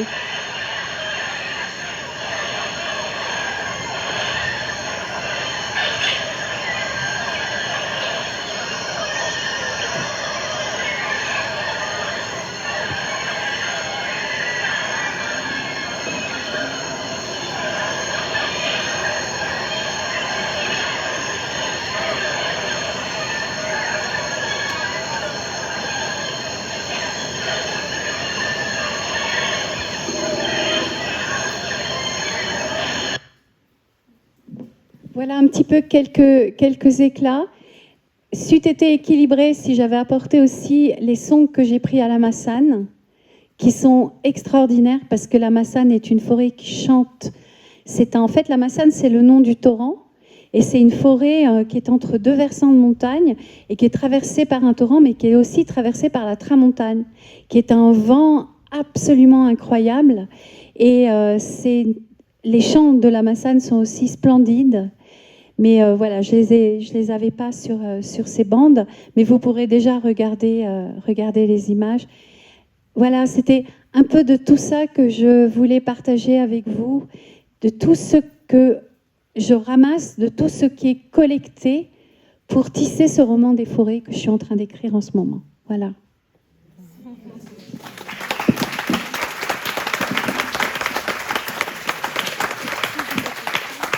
Surtout si vous avez des questions, des retours, voilà. On a laissé du temps pour ça. Merci infiniment. Alors, je fais passer le micro pour ceux qui voudraient... Alors, Ariel, tu parles assez fort ou je fais passer le micro? Je ne sais pas si on m'entend. Oui, oui. Alors, vous m'avez replongé dans une expérience que j'ai vécue il y a quelques années à la Fondation Cartier à Paris, où j'ai écouté les paysages sonores enregistrés par un bioacousticien remarquable qui est américain-canadien, j'ai oublié son nom. Bernie Cross. Ah, voilà. Et alors, on était allongés il y avait des coussins, on pouvait s'allonger dans une pièce obscure. Et donc, on entendait les paysages sonores qu'il avait enregistrés dans différentes parties du monde, en différentes saisons, avec différents animaux qui, en fait, alors c'était complètement fascinant, c'était une expérience. J'aurais pu rester là toute l'après-midi, en gros. Et en fait, il expliquait très bien que ce que vous avez dit tout à l'heure, à savoir que les oiseaux ne s'interrompaient pas, qu'en fait, chaque animal avait sa niche sonore, voilà, et que, en fait, voilà, respecter la niche sonore de l'autre, et en fait, ça composait une sorte de symphonie absolument extraordinaire. Et parfois, il a enregistré le même paysage sonore sur des années dans une région précise. Et en fait, il montrait comment ce paysage sonore s'appauvrissait du fait de la présence humaine. Comment au départ un paysage sonore qu'on avait qui était très riche, qui était très coloré, petit à petit s'amenuisait parce que toutes sortes d'espèces avaient disparu. Voilà. Donc je vais rejoindre ce que vous avez dit à ce sujet. Les travaux de bioacousticiens, je trouve que c'est absolument extraordinaire que des gens comme vous l'avez fait, sur vos cimes, sur votre canopée. Ça me fait penser d'ailleurs à l'expérience du radeau des cimes, qui était menée par ce botaniste. Francis Allais s'appelle, Ariel. Qui s'efforçait de reconstituer, enfin de créer une forêt, et qui est mort il n'y a pas très longtemps. Hein. Voilà, donc vous avez parlé de chambre d'écho. Alors votre propos si riche a éveillé toutes sortes d'échos en moi, dont ceci. Merci beaucoup. Justement, c'est différent. C'est ça aussi. Pourquoi un écrivain est passionné aussi à ce point par la forêt? Parce qu'en fait, la forêt, pour moi, c'est réellement une source d'inspiration, mais c'est aussi une source d'où nous venons. Et je me suis rendu compte de ça aussi en allant auprès des peuples premiers. C'est-à-dire que si on laisse la terre tranquille, quel que soit l'endroit où on habite dans le monde, l'élan naturel de la terre va être de se couvrir de forêts. À l'exception et même, ce sera des forêts de zones humides, ce sera des forêts d'arbres plus courts dans les zones froides. Mais le rêve profond de la terre, c'est la forêt. De savoir que nos mains sont avec des doigts opposés pour pouvoir s'enrouler autour des branches. C'est ça l'origine. Hein. On a gardé les mains des singes. On a gardé ces mains préhensibles qui sont capables on a gardé le regard frontal avec les yeux serrés pour pouvoir sonder entre les feuilles. On n'a pas un regard élargi de personnes, d'êtres vivants, d'animaux qui vivent dans des endroits découverts. On pourrait avoir des visions plus larges si on a cette vision. C'est-à-dire que jusque dans notre corps, on est sculpté par la forêt. Et pourquoi j'étais si bouleversée en ayant appris le quechua, d'écouter par exemple Sabino chanter pour guérir. Et pourquoi ça m'émeut de vous faire écouter cette femme? Parce qu'en fait, avec sa langue d'homme, il s'adresse directement à la forêt. Il n'y a pas d'intermédiaire. Quand il soigne, il parle directement à la forêt. Et ça a été pour moi vertigineux. Et je me suis dit, mais en fait, les sources de la poésie qui vient du grec poieo, je fais, j'agis, je mets en acte un rapport vivant. J'incarne profondément ce que je suis. Mais finalement, en fait, c'est ça. Il est dans un mot, un verbe dont il a tellement foi qu'il pense que ce mot va rentrer dans le corps de l'homme et va le soigner. Mais ce mot, en fait, c'est le nom de l'arbre ou le nom de tel esprit ou le nom de la forêt. Et il ne fait rien d'autre que demander à la forêt de rentrer pour soigner, pour sauver cette personne. Et ça m'a complètement bouleversée, de penser que la langue ait pu, à l'origine, et je pense que nous aussi c'était pareil. On a un vieux poème indo-européen qui est The Song of Amergin, qui est le premier chant, un chant qui a été chanté en Angleterre par les bardes, qui s'adresse directement à la terre, pareil. La poésie, elle est enracinée dans cette même source. Et c'est pour ça que ces canaux sonores de l'oiseau, du singe et tout, en fait, je me dis, mais oui, c'est un tissage narratif. Ce que j'entends, en fait, c'est un récit sonore. La forêt se raconte à ce moment-là, et ça me bouleverse. Voilà, alors après, c'est une autre affaire, comment le raconter, hein. Ça pourrait faire une autre rencontre, parce que c'est pas facile.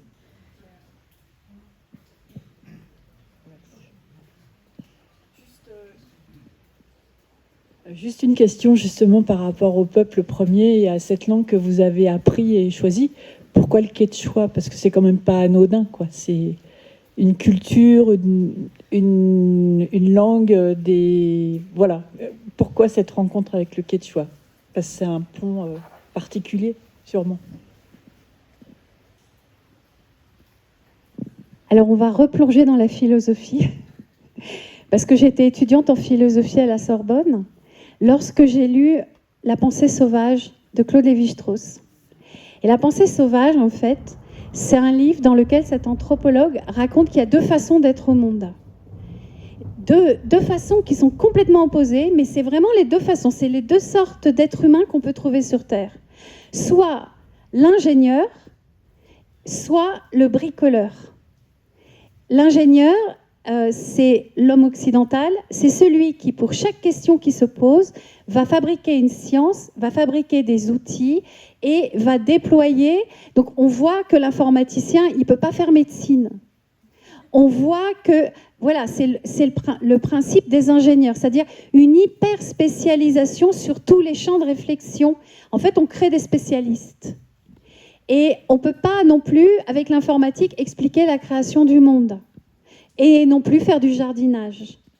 Le bricoleur, et donc là, on va du côté des peuples premiers, c'est en fait des êtres, une façon d'être au monde où on va avoir ce que Claude Lévi-Strauss appelle un ensemble instrumental clos, c'est-à-dire quelques outils, le mythe, le rapport aux plantes, la connaissance des plantes, des connaissances qui vont être transmises par les anciens, mais dont on va faire à la fois une science, une médecine, une façon d'être au monde, un art de fabriquer les outils. Et avec ça, depuis la nuit des temps, on va être capable d'avoir des enfants, de les faire manger, de les faire vivre sous toutes les conditions, d'allumer un feu dans toutes les conditions. Et ça m'a ébloui, ce bricoleur. Et je me suis dit, il faut que j'aille apprendre une langue de bricoleur. Je parle une langue d'ingénieur, maintenant j'ai envie d'apprendre une langue de bricoleur, et donc je vais apprendre une langue orale, où il n'y a pas d'écriture.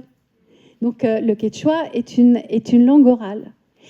Et là, ça a été une expérience aussi extraordinaire, puisque César Itier, mon professeur de quechua, nous dit, bon, bah alors voilà, donc en fait, les temps en quechua, donc vous avez le futur comme nous, ouais, ok, vous avez le présent, et puis vous avez plusieurs passés. Vous avez un passé, une sorte d'imparfait, mais en fait, cet imparfait, il est particulier parce qu'on ne l'emploie que dans certaines conditions. Et en fait, pour tout vous dire, ce temps, c'est le temps de l'invisible. Alors, quand on raconte un conte, on utilise ce temps. Mais par exemple, si on prend l'ayahuasca et qu'on a des visions, on va raconter ces visions à ce temps. Et puis, s'il s'agit de parler d'esprit de la forêt qu'on a vu, on va aussi... C'est-à-dire, je me suis dit, mais c'est incroyable, il y a une langue pour tout ce qui est entre les arbres. Et il y a une façon de conjuguer et de parler. Voilà, et en fait, cette langue, donc je ne peux pas faire de généralité.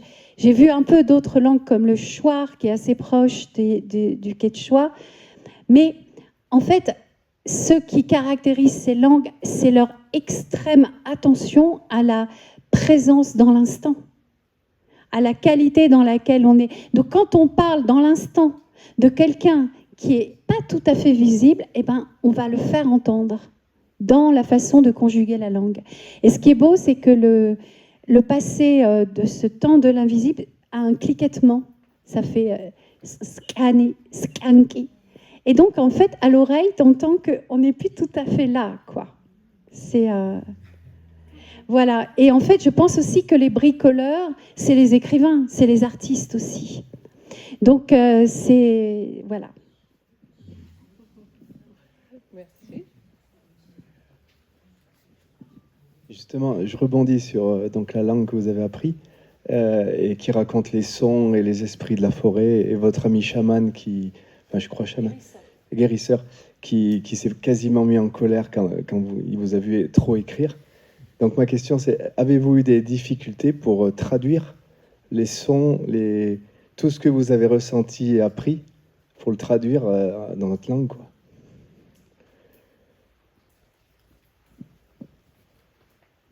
Alors en fait, si vous avez encore 2 heures, parce que c'est tout le sel de la question, c'est vraiment pour moi, ce contact avec les forêts, c'est une expérience amoureuse, mais c'est aussi une expérience de l'intraduisible. Le vocabulaire de la langue française est pauvre pour parler du vivant, en fait. C'est terrible, c'est terrifiant, parce que donc, mais la langue se travaille, hein. La langue se sculpte. C'est très très difficile. Si, je vous assure, en particulier sur tout ce qui... Alors, il y a... mais non, mais Giono, il fait un... Mais je suis entièrement d'accord, je suis amoureuse de Giono, mais regardez le travail qu'il a fait sur la langue, et regardez toutes les métaphores, regardez comment il va sans cesse emprunter en fait, on peut avoir des mots... il va y avoir des mots, par exemple dans le quechua, c'est une langue agglutinante. Donc par petits suffixes, on va pouvoir reconstituer toute la qualité d'un... Mais parfois, pour expliquer un mot en quechua, il faut 3 lignes. Mais c'est pas gênant. Je dis pas que le français est mais c'est vrai qu'il est moins riche. Et il y a un livre qui parle très très bien de ça, et que je vous conseille, qui est splendide, qui s'appelle Le détail du monde. Je ne sais pas si vous avez entendu parler de ce livre. Et en fait, c'est un naturaliste qui va chercher dans les textes du 19e siècle. Dans les textes du 19e siècle, il y avait des descriptions du vivant qui étaient splendides, les journaux de voyage, etc. Mais le vocabulaire s'est énormément appauvri. Et décrire une forêt, décrire par exemple, comment tu vas décrire un bourgeon de hêtre en train de débourrer quand il vient juste de percer le bourgeon et qu'il n'est pas encore tout à fait dans une certaine qualité ou telle chose. Il y a des mots dans les langues pour bourgeon de hêtre ou pour toutes les qualités de surgissement d'un feuillage. Il y a des mots dans certaines langues. Nous, on est obligé de faire des phrases pour expliquer. Mais ce qui est important, c'est qu'on ait l'attention. Donc, pour répondre à ta question, c'est le plus difficile et c'est le plus important. Et je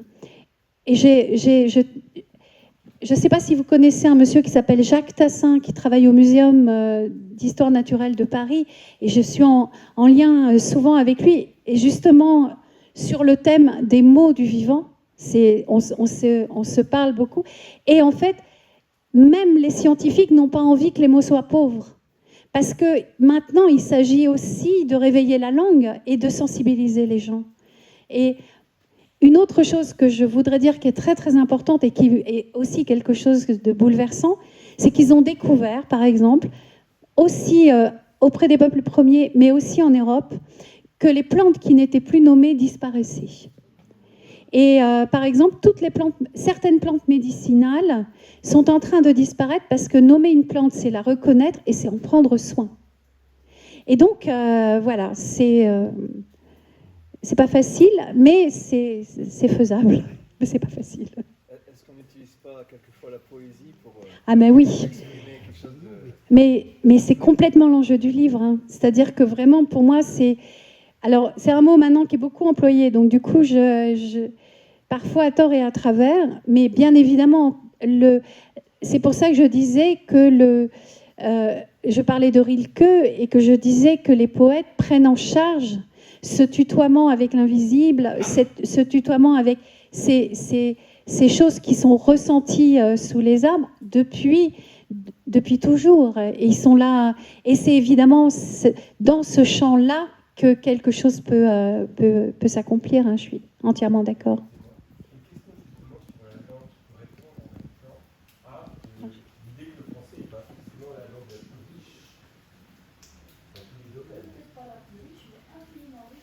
Non, mais j'ai une réponse par rapport à ça. Je veux dire, c'est en fait une langue qui est plutôt pauvre en vocabulaire, elle est riche en syntaxe.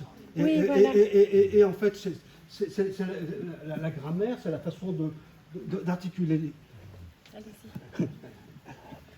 En fait, on distingue les langues qui ont beaucoup de vocabulaire, et puis des langues qui sont riches au niveau syntaxique. Le français est plutôt pauvre à un niveau vocabulaire, mais c'est compensé, je veux dire, par une richesse syntaxique. Et en fait, toutes les langues peuvent tout exprimer. Je veux dire que dans l'absolu qu'une langue est pauvre...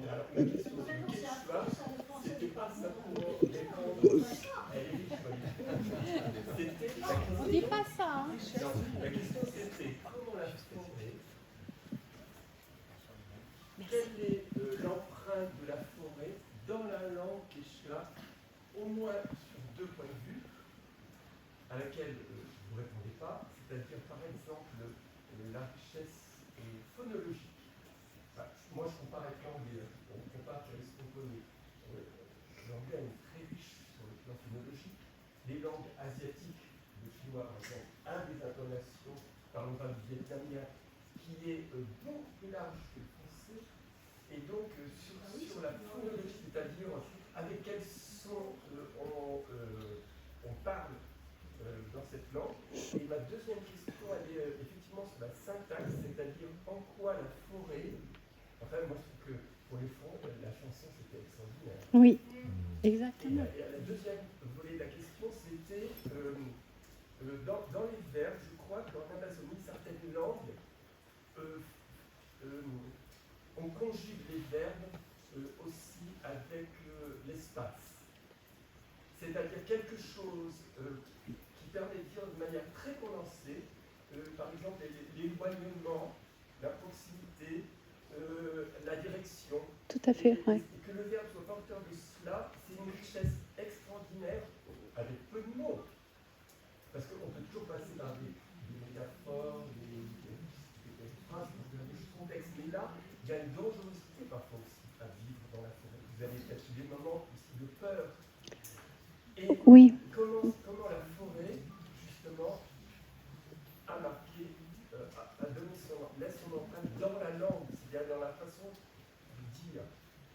Alors, je ne suis pas assez spécialiste pour vous répondre, mais en fait, ce qui est... La langue s'enchâsse parfaitement dans la forêt. Vous l'avez entendu avec le chant de cette femme. Il y a des choses... Il faut apprendre à être attentif. On parlait du corps, du samaï, de l'ajustement du souffle au souffle de la forêt. Moi, j'ose même pas vous dire le surnom que j'ai là-bas. C'est Taruga Kimsachaki Warmi. Taruga Kimsachaki Warmi, ça veut dire la biche à 3 pattes. Parce que je me casse la figure tout le temps. Et en fait, j'ai pas un corps qui est adapté à la forêt amazonienne, bien évidemment. Je me fais des chutes. En fait, c'est cet enchâssement de la langue. J'ai eu une expérience qui peut peut-être un tout petit peu répondre à cette question, qui était en allant chez les Waorani. Les Waorani, ils ont une tradition, les femmes chantent dans les maisons communes. Elles chantent de tomber du jour jusqu'au lendemain, et elles tiennent le flambeau de la parole de la tombée de la nuit jusqu'au lever du soleil. Et quand il y en a une qui s'arrête de chanter, il y en a une autre qui reprend. Et c'est des mélopées qui sont extrêmement tendres, extrêmement... Et en fait, qui bercent aussi, mais elles chantent. Et un jour, que j'étais dans mon radeau en haut de la forêt, j'entends la dinde noire. Là, En fait, la nuit, il y a deux oiseaux qui tiennent la lumière allumée, si je puis dire. C'est la perdrix et cette espèce de dinde qui, quand elle s'envole, on dirait une danseuse de flamenco qui claque l'éventail. Elle a un bruit incroyable quand elle s'envole. Et en fait, c'était le même son. Oh, oh, oh. Oh, oh, oh. Et je me suis dit, mais c'est incroyable. Et j'en ai parlé après à une grand-mère Waorani. Elle me dit, mais oui, bien sûr, hein, nous, on imite, on reprend les chants des oiseaux qui sont ceux qui tiennent, qui font attention, ceux qui sont réveillés la nuit. On chante avec eux, on chante comme eux, parce qu'on fait comme eux. Donc voilà, ça m'avait... Mais je ne saurais pas, parce que je ne suis pas... En fait, je ne suis pas Bernie. Mes enregistrements sont maladroits. C'est juste, je suis une bricoleuse. Je vais juste me mettre à côté, juste pour créer une relation. Et je ne sais même pas comment je vais la traduire. Mais je me présente au rendez-vous, voilà. Et après, on verra bien ce que ça va donner, quoi.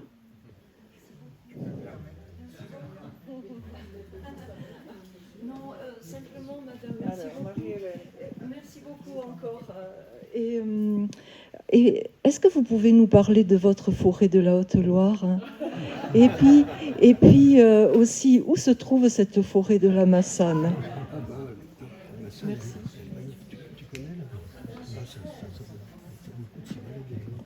Alors, j'ai le très grand honneur d'avoir Louis et Martine de la LPO. On prépare pour le 19 et 20 septembre prochain. Donc, vous êtes tous invités. On prépare la fête du refuge de la forêt.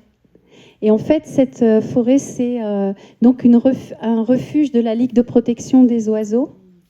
Et c'est une forêt qui est en partie, donc comme je vous ai dit, qui était une paissière, mais qui a aussi une partie... Donc c'est une forêt du bac.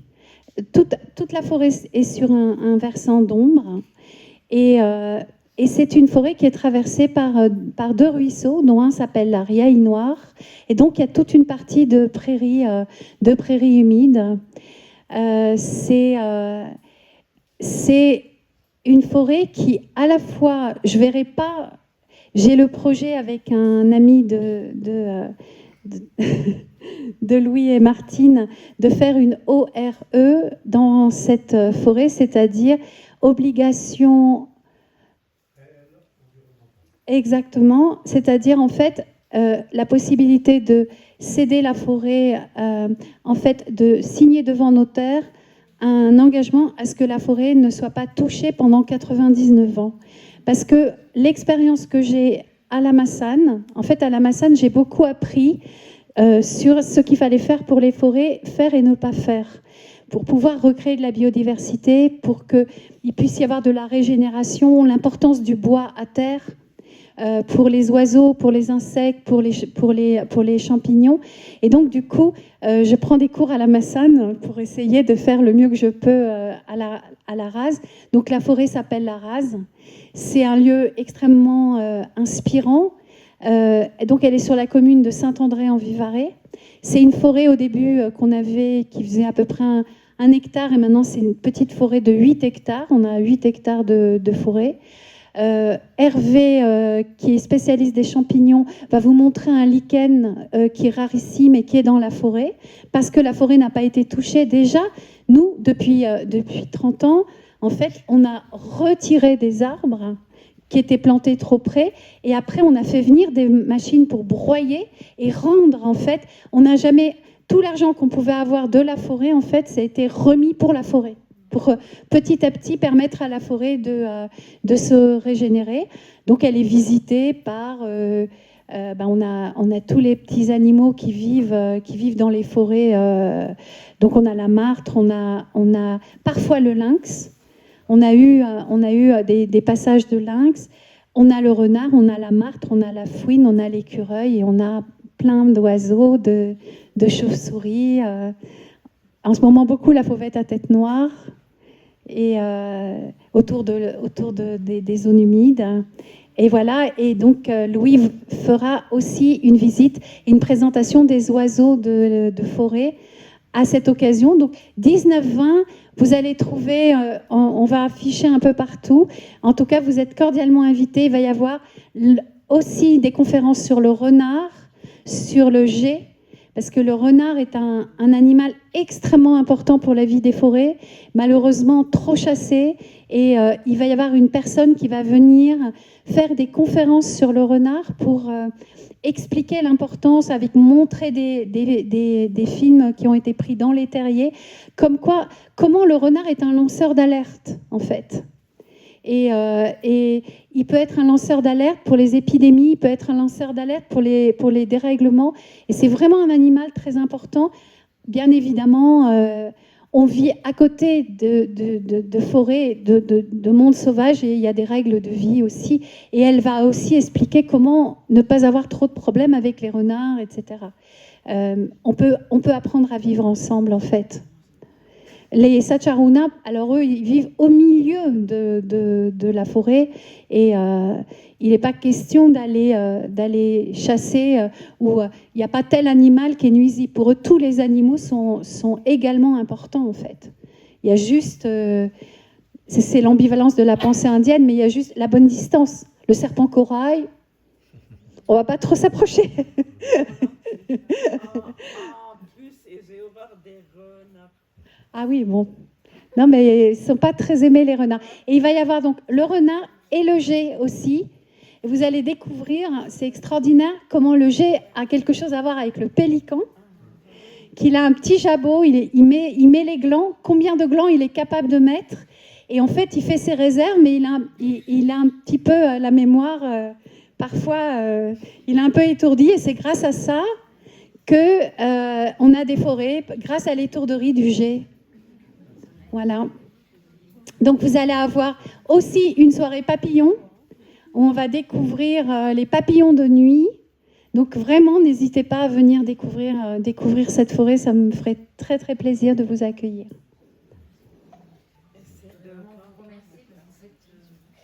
Grâce à vous, là, on oublie tout ce qui se passe dans le monde à l'heure actuelle. C'est d'une poésie, d'une douceur, c'est enveloppant. C'est époustouflant, c'est merveilleux. J'ai même pas de mots, en fait. J'ai des frissons. Voilà ce que vous avez éveillé en moi. Avec beaucoup d'émotion. Oui, l'émotion. Les forêts, hein, qui réveillent ça. Merci. Merci beaucoup.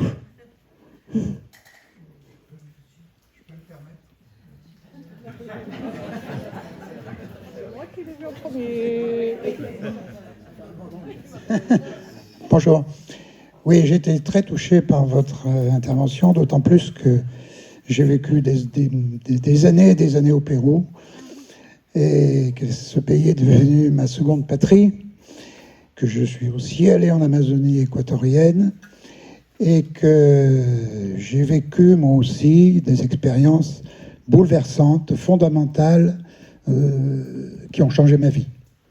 Et en particulier une, c'était là où je voulais en venir, et qui m'a, je pense, vraiment fait ressentir au plus profond ce qu'est, alors la forêt, mais pas seulement la forêt, bien au-delà. Cette autre façon d'appréhender le monde qu'ont ces gens-là. Et l'expérience en question, c'est l'expérience de l'ayahuasca.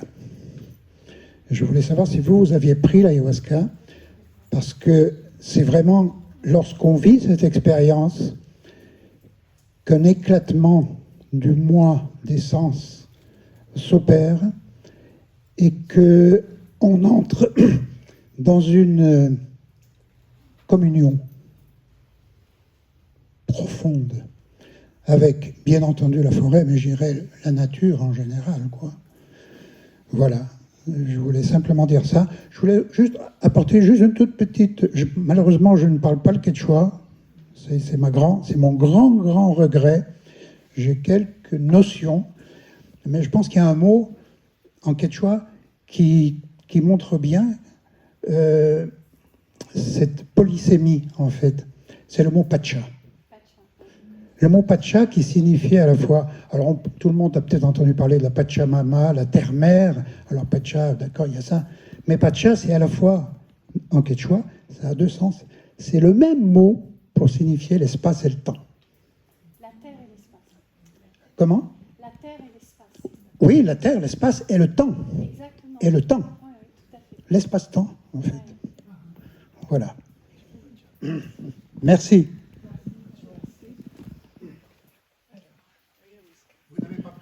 Juste une petite chose par rapport à Pacha. Juste une petite chose par rapport à Pacha aussi, et par rapport à ce que vous avez dit aussi de l'époque dans laquelle on vit. Et je trouve que c'est super intéressant. Quand je parle avec les paysans de la forêt, et qu'on parle de tout ce qui se passe de terrible dans le monde, parce que eux le vivent aussi de plein fouet, le réchauffement climatique, les fleuves vont énormément baisser, il commence à y avoir des incendies en Amazonie, ce qui n'arrivait jamais. Et donc en fait, ils me disent, mais non, ce n'est pas la fin du monde, c'est Pachacuti. C'est pour ça. Et Pachacuti, en fait, c'est un mot incroyable parce que c'est un mot en quechua qui veut dire une autre fois la terre. Et en fait, Kuti, c'est une autre fois. Et Pachacuti, c'est le geste que tu fais quand tu retournes ton champ de patates. Et que les fans des patates qui sont au-dessus sèches, tu les retournes, tu les mets en dessous. Et la partie de la surface de la terre qui est, en fait, du dedans de la terre que tu mets en surface. Et ils disent, non, mais les choses ne s'arrêtent jamais. Et en fait, la terre, là, le vieux, il va bientôt aller en dessous et la terre, elle va se retourner un petit coup et il va y avoir le neuf qui va revenir, voilà. Désolé. Mais effectivement, ce mot Pachacuti, c'est un mot extraordinaire, parce qu'effectivement, il y a cette dimension agraire, telle que vous venez de l'expliquer, mais le Pachacuti, on peut aussi le traduire par bouleversement du monde, retournement du monde. Le grand réformateur de l'Empire Inca, c'était l'Inca Pachacutec. Pachacutec, c'est lui qui a fait en sorte que l'Empire Inca, on peut dire presque, parce que l'Empire, au départ, les Incas c'était quand même limité à une petite zone autour de Cusco. C'est quand même lui qui a fait en sorte que l'Empire devienne ce qu'il est devenu. Le Pachacuti, c'est le bouleversement, c'est le retournement des choses. Et c'est intéressant, ce double sens qui est à la fois, qui relie, qui en fait, on retourne les champs. On est dans le microcosme, mais on est aussi dans le macrocosme. Parce que le Pachacuti, c'est le bouleversement du monde. Du monde. Voilà, excusez-moi. Et je me suis rendu compte que je n'avais pas répondu à la question. Oui, exactement. Je suis désolée. Quelle honte. Alors, en fait, la Massane, c'est une forêt refuge. Elle est située, donc elle n'est pas ouverte au public, où on peut aller en bordure de la Massane. Elle est juste derrière Argelès. Argelès-sur-Mer. Elle est juste à côté, après Perpignan, Argelès. Et derrière Argelès, tu as les contreforts des Pyrénées et la forêt de la Massane est là. Et c'est en fait une forêt frontière, puisqu'une partie de la forêt est en Espagne et une autre partie de la forêt est en France. Et donc, c'est une des plus belles... vous verrez les photos, c'est une hêtraie absolument incroyable. Et donc, elle borde ce torrent. Qu'est-ce qui a permis à cette forêt d'être une forêt refuge? Donc, en fait, il y a des scientifiques qui travaillent sur cette forêt.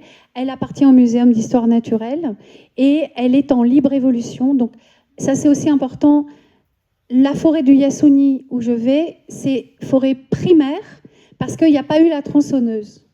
Il n'y a pas eu... Alors, ils peuvent couper de temps en temps des arbres pour faire du bois ou ramasser des bois morts, mais il n'y a pas eu de grandes modifications de l'écosystème avec la tronçonneuse.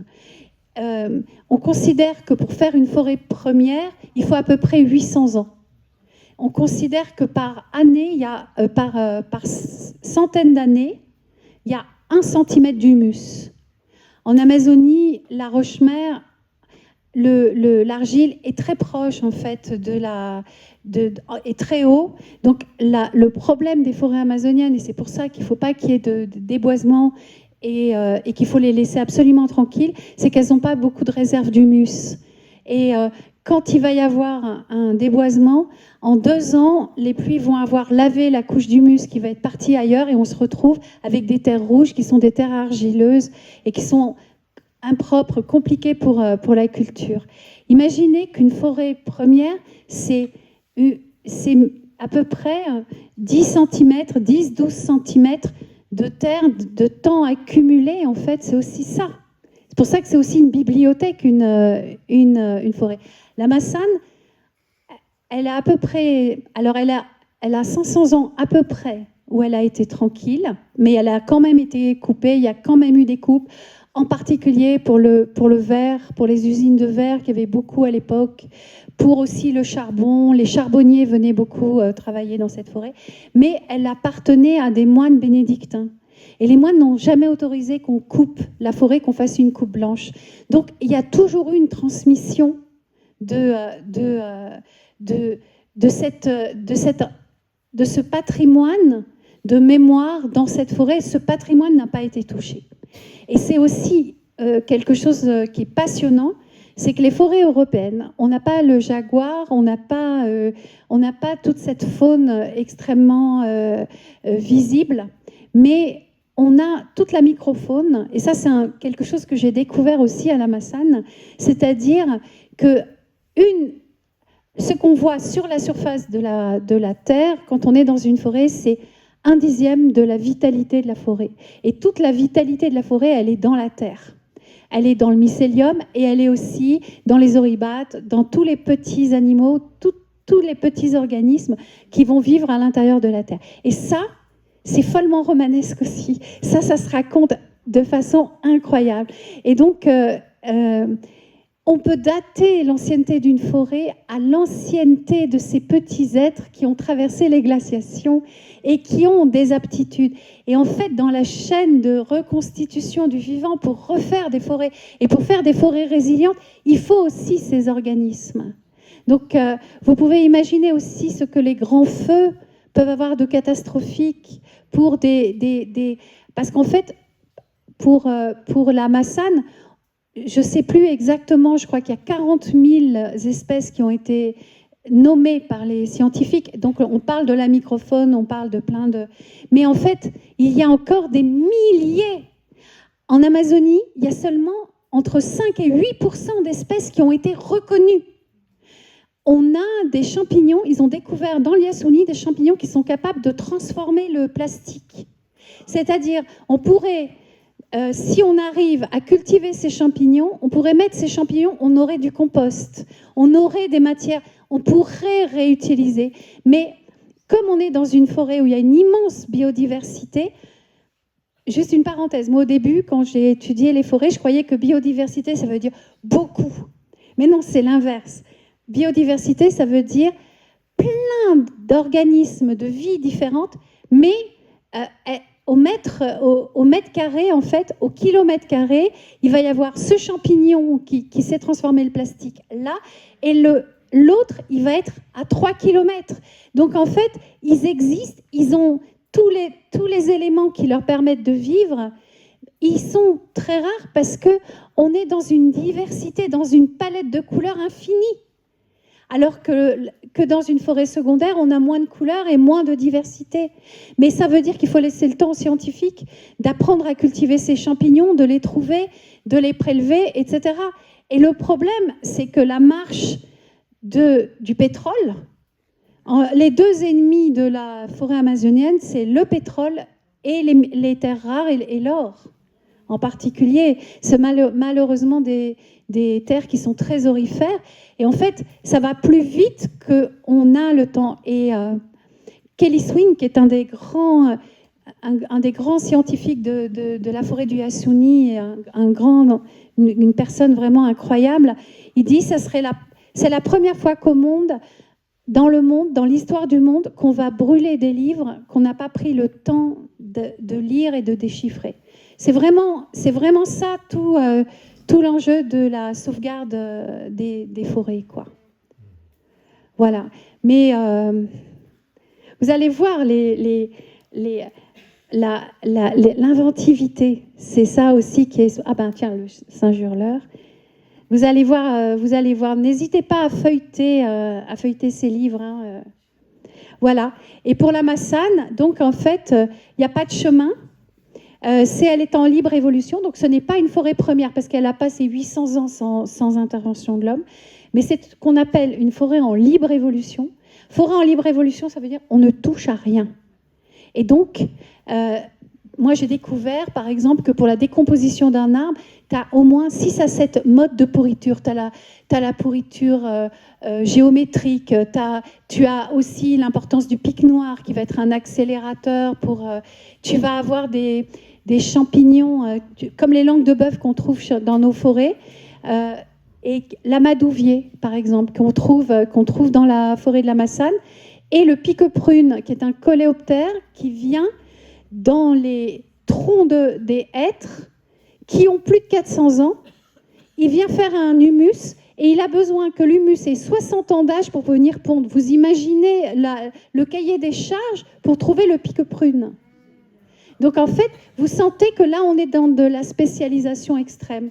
Mais de la spécialisation extrême, ça veut dire quoi? Ça veut dire de la résilience. Ça veut dire des outils pour traverser les périodes difficiles. Voilà.